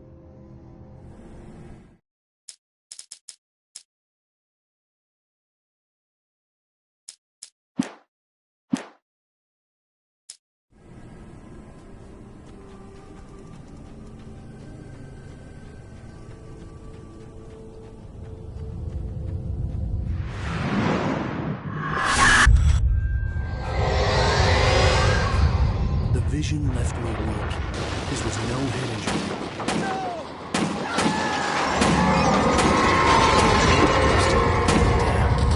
Rusty, hang on! I'm coming! Please, help me!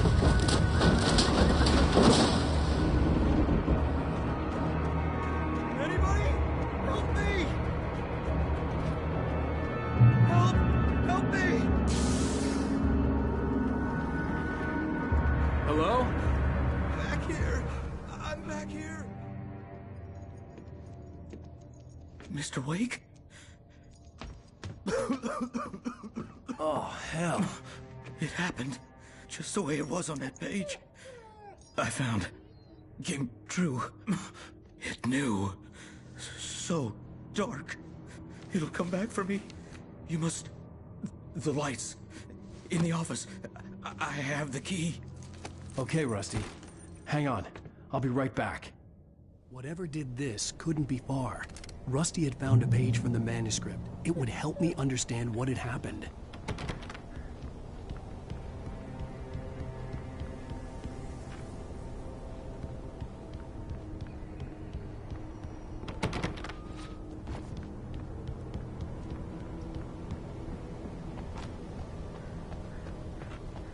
The only way to make sure that Rusty was safe was to get the power running and the lights back on.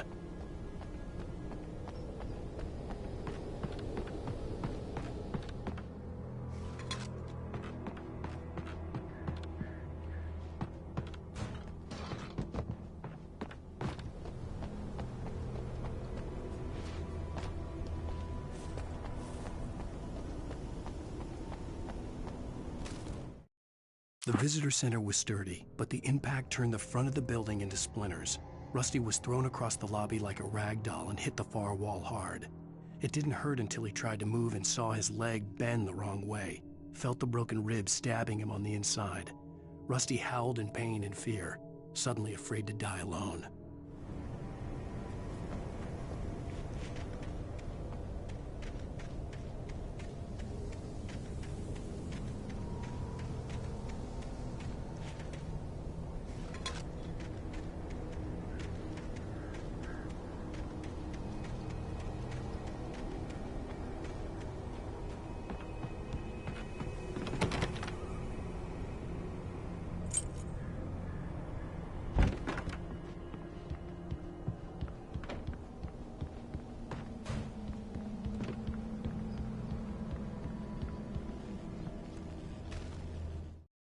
At the last instant, I changed direction and threw myself down.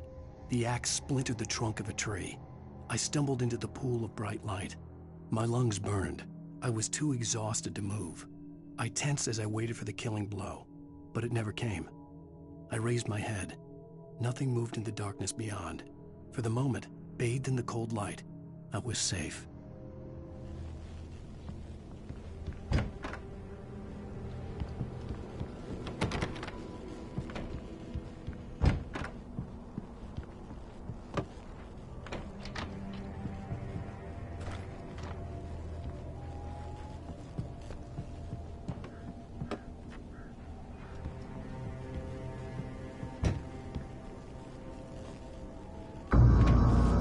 was too late.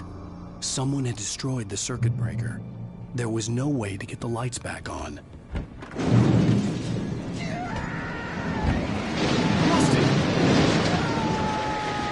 Rusty! The ground was covered with oily patches that looked like liquid darkness. Just need my senses.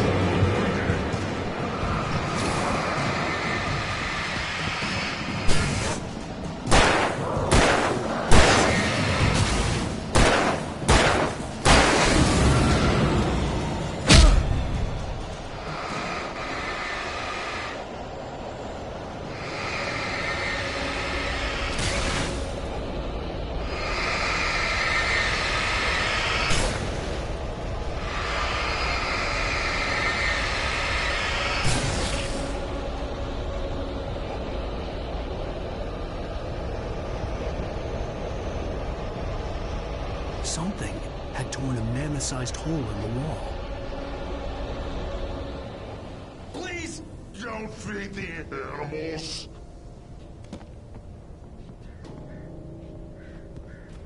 Fishing is only permitted for those visitors who purchase a fishing license.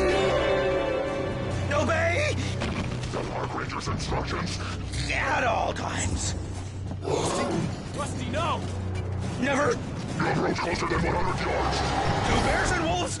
Never approach any other Closer than 100 yards. pets. Must be leashed. At all times.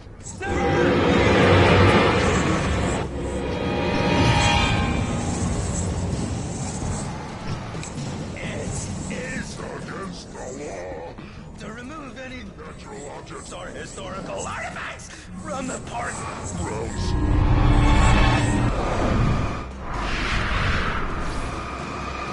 This includes even you may or even simple berries.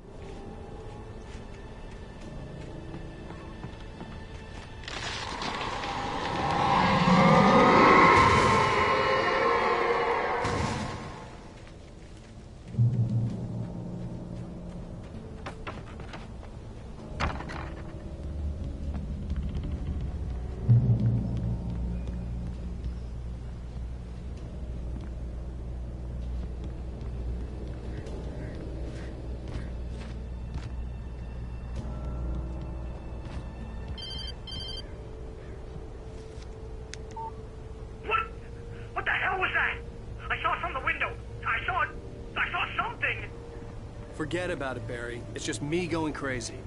Oh, jeez. Oh, jeez. You're not crazy. I wish you were crazy, but you're not crazy. Ow, be careful. Stay in the cabin. Don't open the door for anyone. I mean it.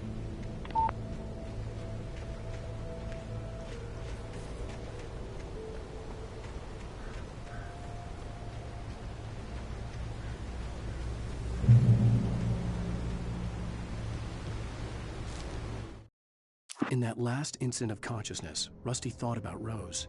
He was older than she was. Rose was barely out of her teens, but she made him feel young and forget what a train wreck his long-dead marriage had been. He still wore the ring. He'd been waiting for her to tell him to take it off. Now she never would.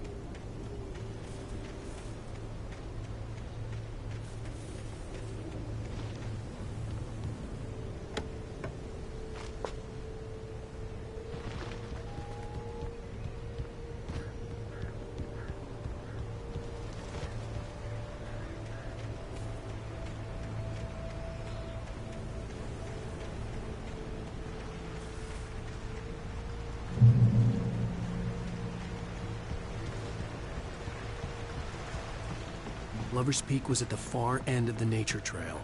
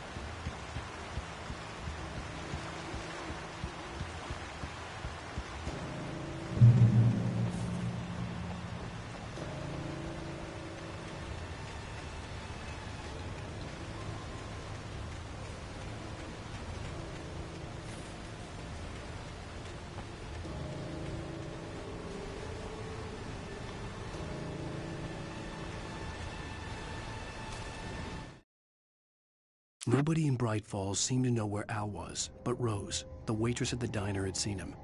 From what Barry could tell, Al pretty much fell off the face of the earth when he left the diner. Rose was just the kind of fan that Al hated, but she really tried to help. She was smart too, knew a lot about what was going on in the town, knew a lot about Al, even knew who Barry was. Barry liked her. That was no big surprise. When it came to women, Barry and Al rarely saw eye to eye.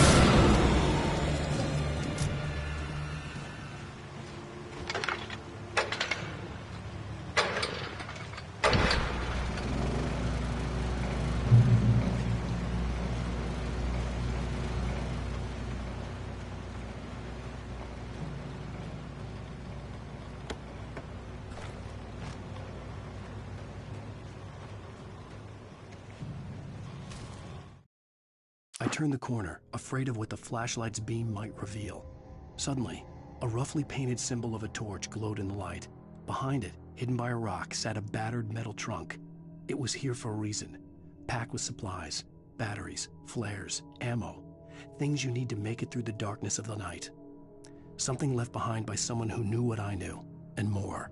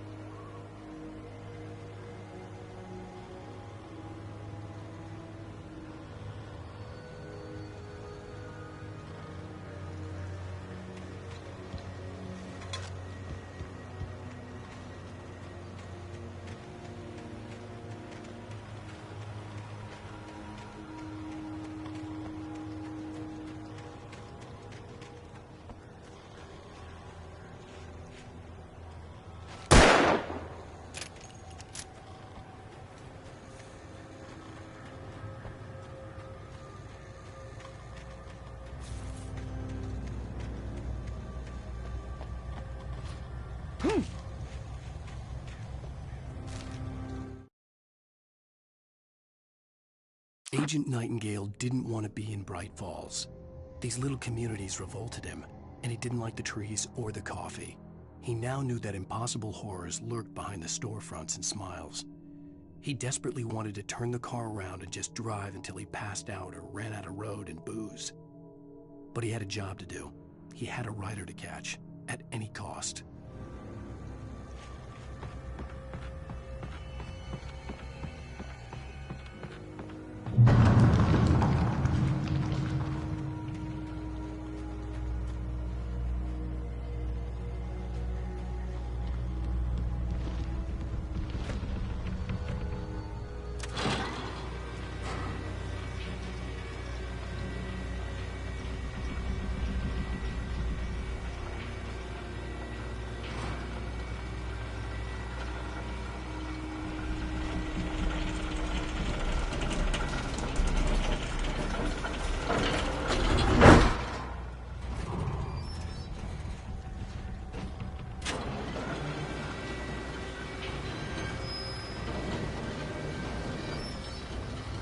Shit.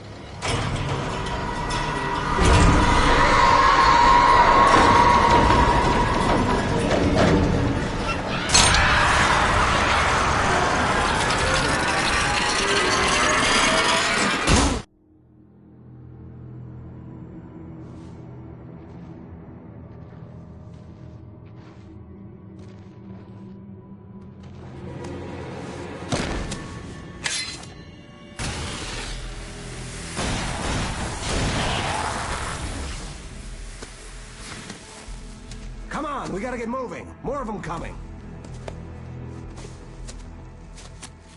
That flashlight's kid stuff.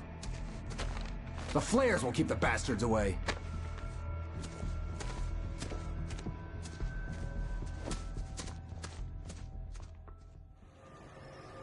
You can see them too? Hell, of course I see them. Come on, we gotta move. Why? Because that's the way the story goes. Yeah, but... Let's move! I lost my gun back there. Oh, I've got a gun. Just keep that light steady on. It took a moment, but then I recognized him. He'd been on the ferry when I first arrived here with Alice. He knew my name. We were headed in the direction of Lover's Peak. There was no way this was a coincidence. He was the kidnapper. Come on, Wake! You better keep up. You set him up, and I'll knock him down, Wake.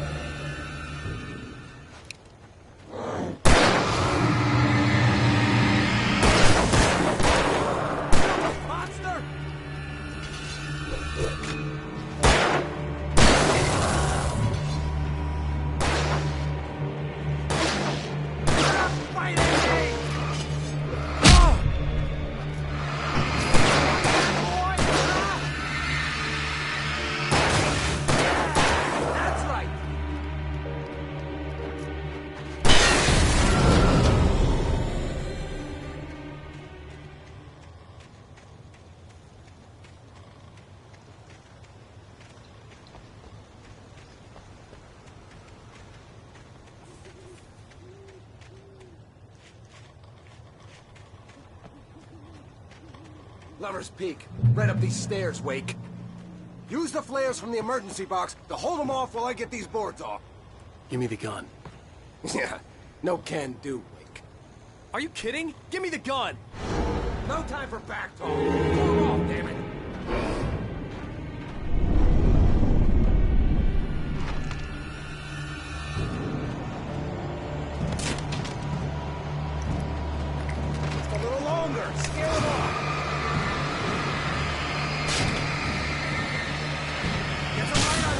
monster. That'll keep him off us.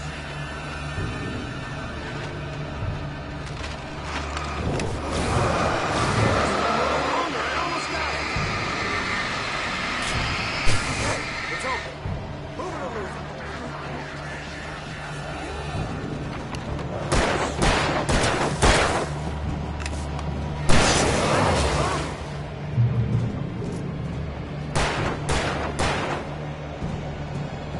Oh, you feeling better now, Wake? All cozy and safe. Better get ready. They'll be on us soon.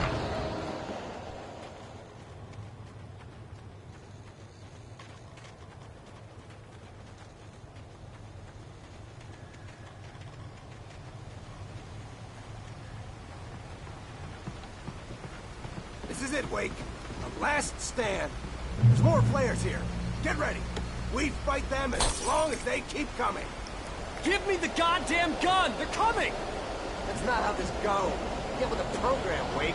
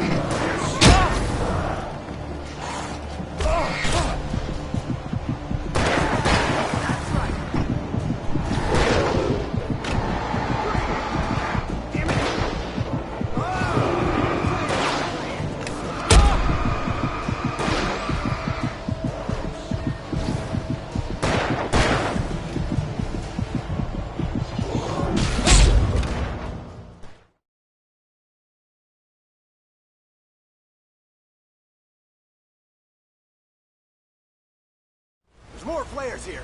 Get ready. We fight them as long as they keep coming. Give me the goddamn gun! They're coming! That's not how this goes. Get with the program, Wake.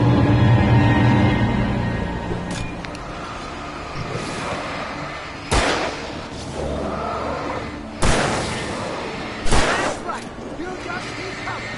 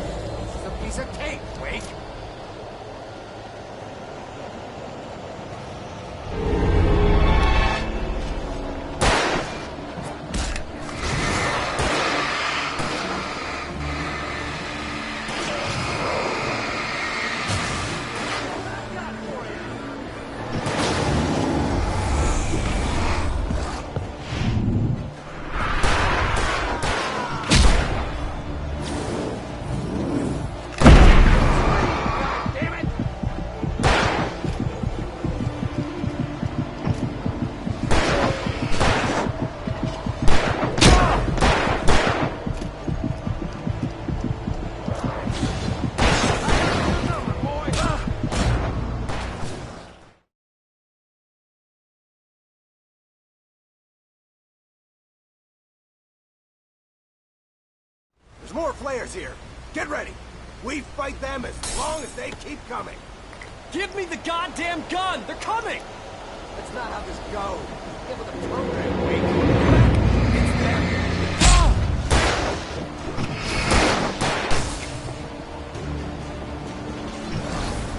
Damn it! Boys, bring it! That's right. You just keep coming. Die already, die! Stop from me!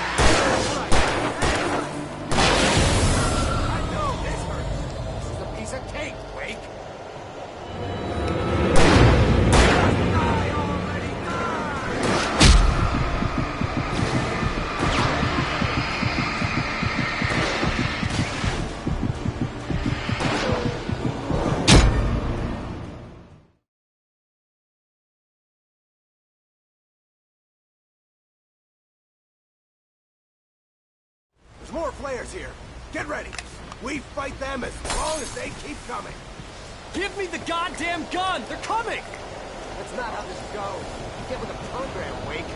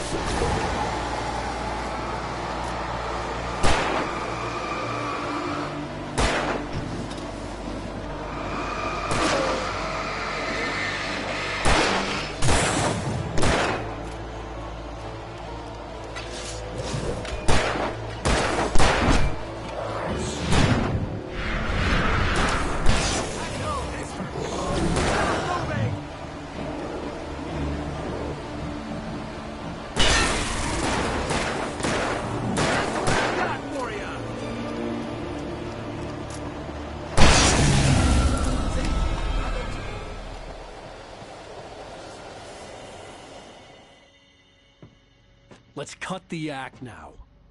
Where's my wife? I knew you were gonna say that. I read it all before. You're a hell of a writer. Congratulations.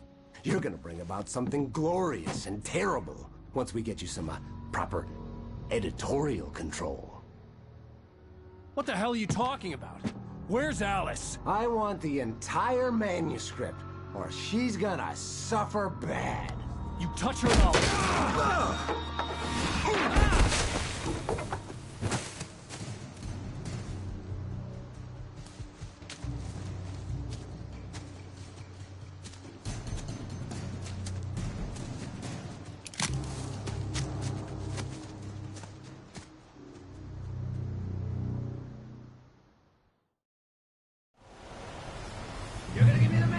manuscript or you'll be sorry! No! Come back here! I swear I'll kill you if you hurt Alice! Do you hear me? Come back here! He had Alice, and he wanted the manuscript because he thought it held some magical power. But I had no manuscript to give him. I had to get back to Barry. On more than one occasion, Alice had tried to explain to me how it felt to be afraid of the dark. To her, darkness wasn't simply the absence of light, but something more tangible than that. It was something you could touch and feel. Worse than that, it was something with a mind of its own, something malicious and malign. For her, things changed when they were wrapped in darkness. They turned into something else, something foreign. And nothing was safe or innocent anymore. I'd never really understood what she meant, until now. And figure out my next move.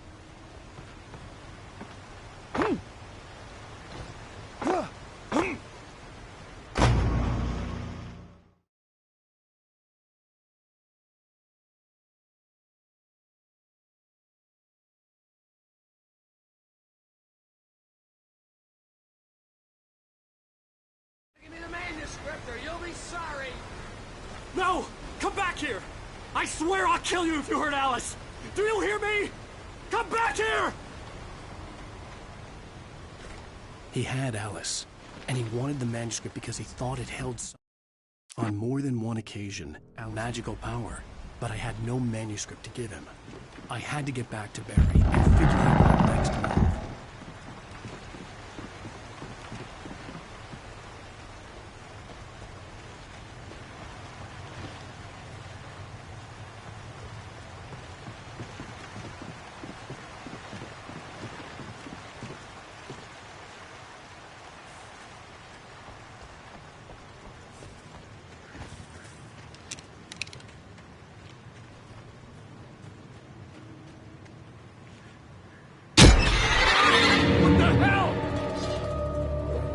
Rusty had warned me about these traps. It hurt like hell. I was stuck.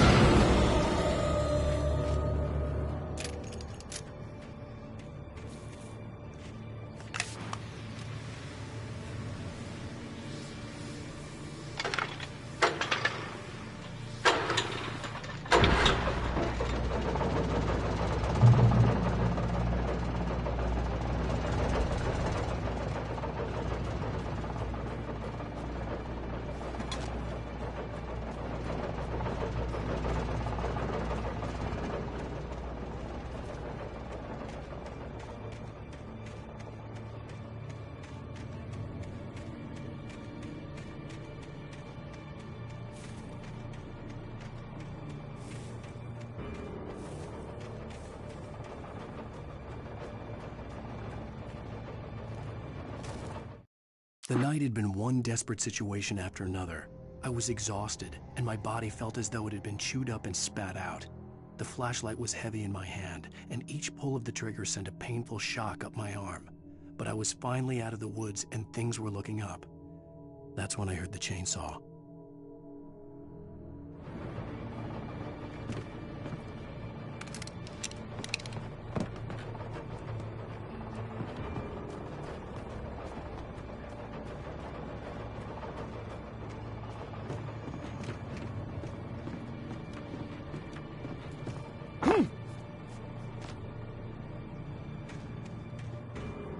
I had heard the plane fall. It made no sense. It was clear that it had just fallen here, but it was very old and obviously hadn't flown in decades. Looking at it sent a shiver down my spine.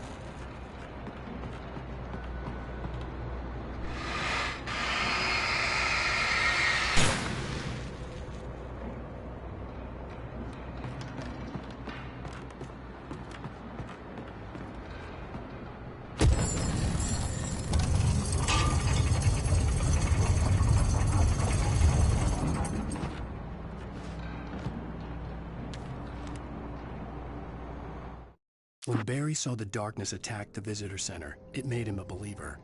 The men Al said he'd shot, they hadn't been just locals on crank. Somehow the world had changed, like the channel had been switched without warning. You think you're watching a sitcom, and you're really watching a horror show. When the birds started attacking the cabin, Barry wasn't surprised, just terrified.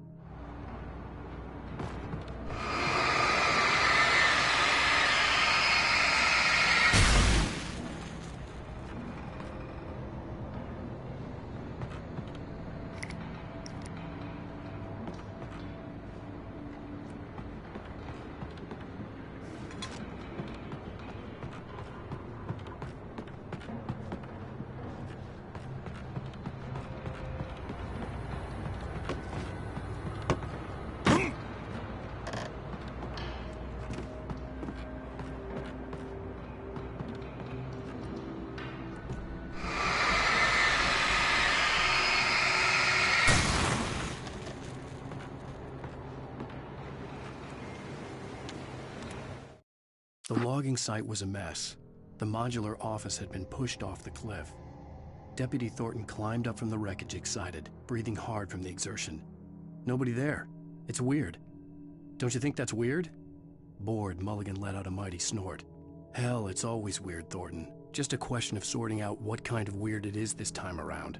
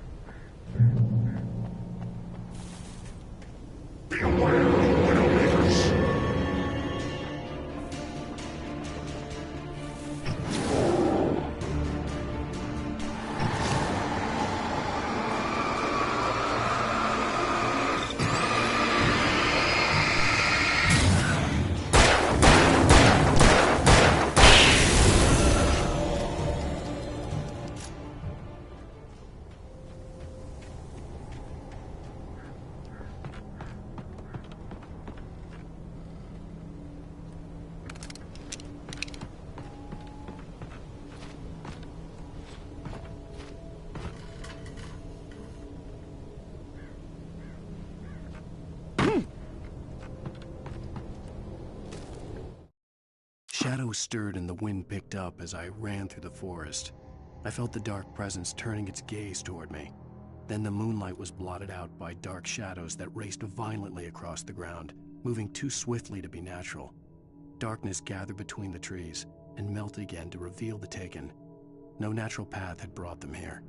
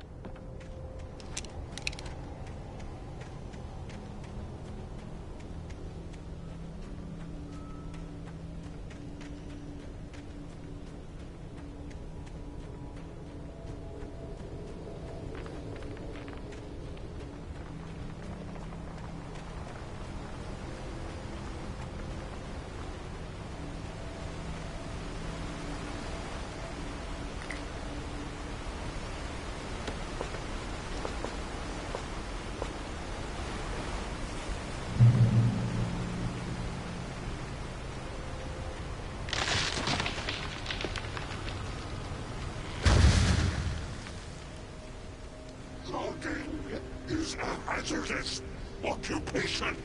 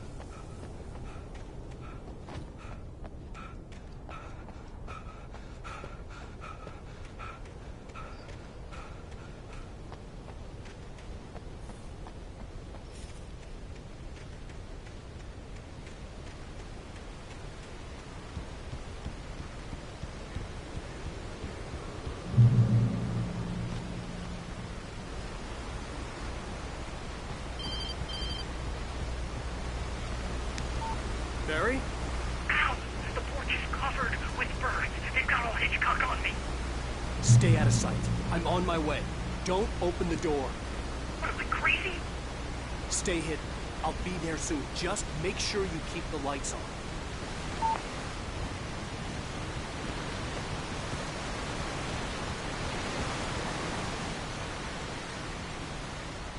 I still had to reach Barry at the cabin, but at least I was out of the woods.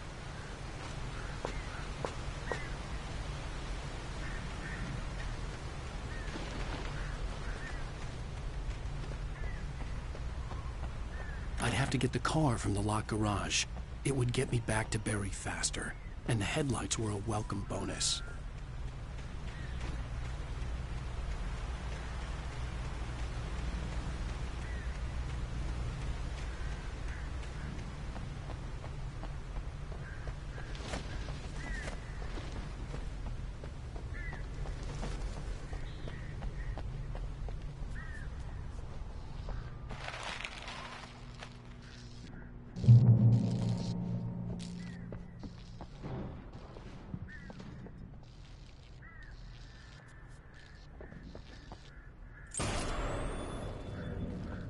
A story is not a machine that does what you tell it. A story is a beast with a life of its own. You can create it, shape it, but as the story grows, it starts wanting things of its own. Change one thing and you set off a chain reaction of events that spreads through the whole thing. The characters have to be true to themselves. The events need to follow a logic that fits the story. A single flaw and the magic is gone. The story dies. Alice dies.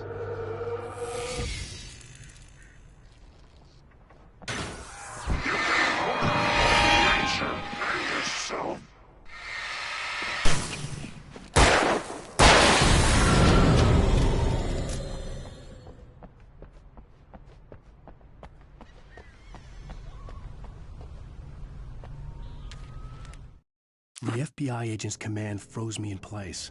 I considered surrender. It was all falling apart anyway. I could give in, let someone else deal with it, but it felt all wrong. Call it instinct, his posture, the way he held the gun. He was no friend. Shots ringing in my ears, I leaped for the hole in the fence and stumbled into the darkness beyond.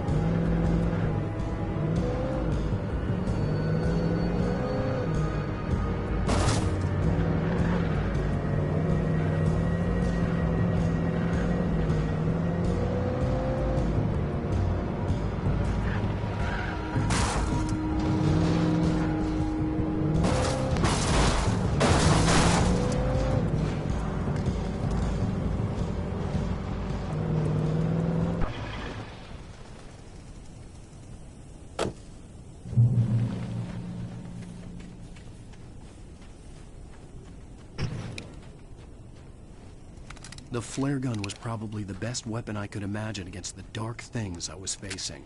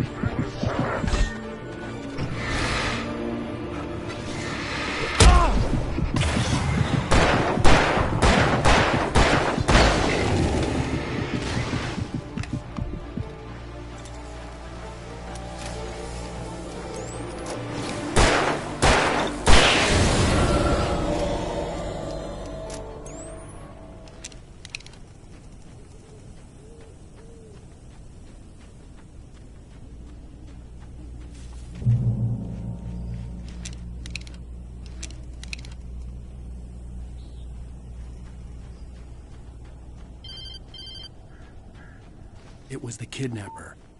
You son of a bitch! Where's my wife? Enough horseplay, Wake.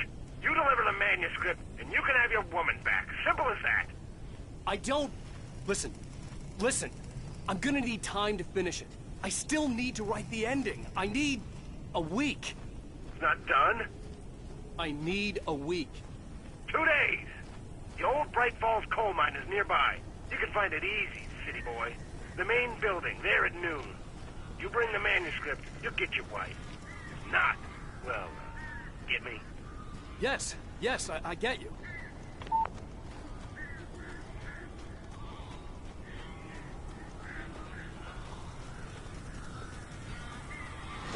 Barry had talked about birds over the phone.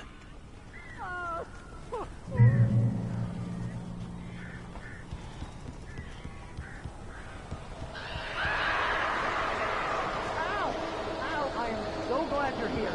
A couple of them got in here before I blocked the chimney. This isn't normal. These birds are weird.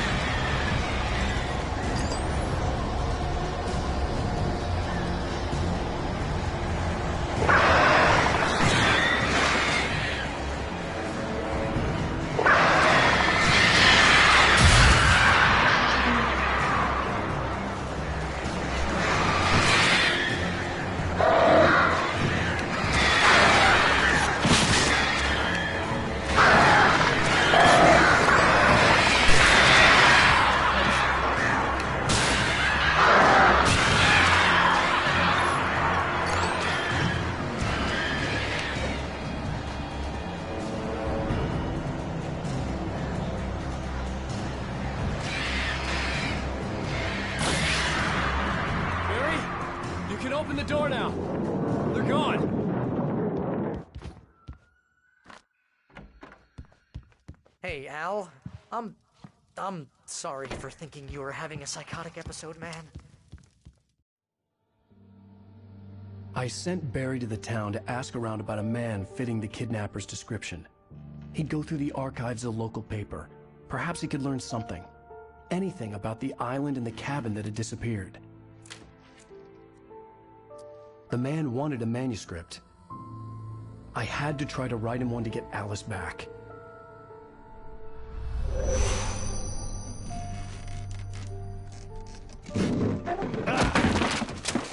For me, the supernatural had always been nothing but a metaphor for the human psyche, a tool to use in writing fiction. Now, it was happening for real, and I couldn't put a single word on paper.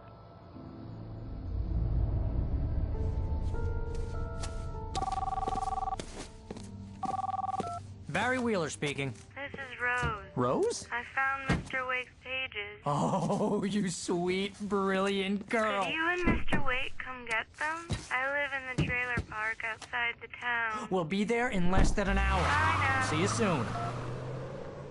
Have a great day. Hope you come back soon. Welcome to the Old Dear Diner. Good girl.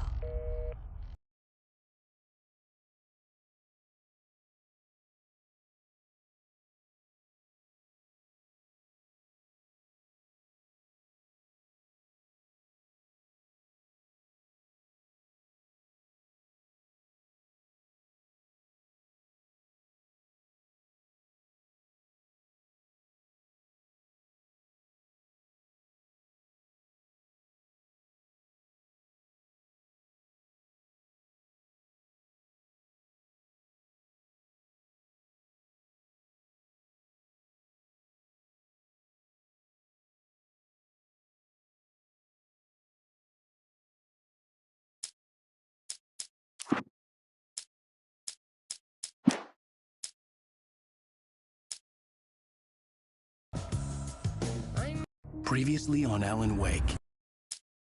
Alice has been... How the hell did she get her hands on the manuscript anyway? I don't know. Oh, she's resourceful. I told you were too hard on her. Listen, I found out all sorts of interesting stuff while I was digging around. Yeah. Mr. Wake, it's Sheriff Breaker. We have an FBI agent here, Agent Nightingale. FBI? He's anxious to see you. You'd better come to the station. Okay, I'll be right over, Sheriff. Let's make this quick, huh? Help you folks? Name's Randolph. I'm the manager. We're looking for Rose. Works as a waitress down at the diner? Rose, sure. Nice girl. Who wants to know? I'm Alan Wake. The writer, huh? I heard on the radio you were visiting. Well, I'll show you her trailer. That Rose, she's a nice girl. Always pays her rent on time.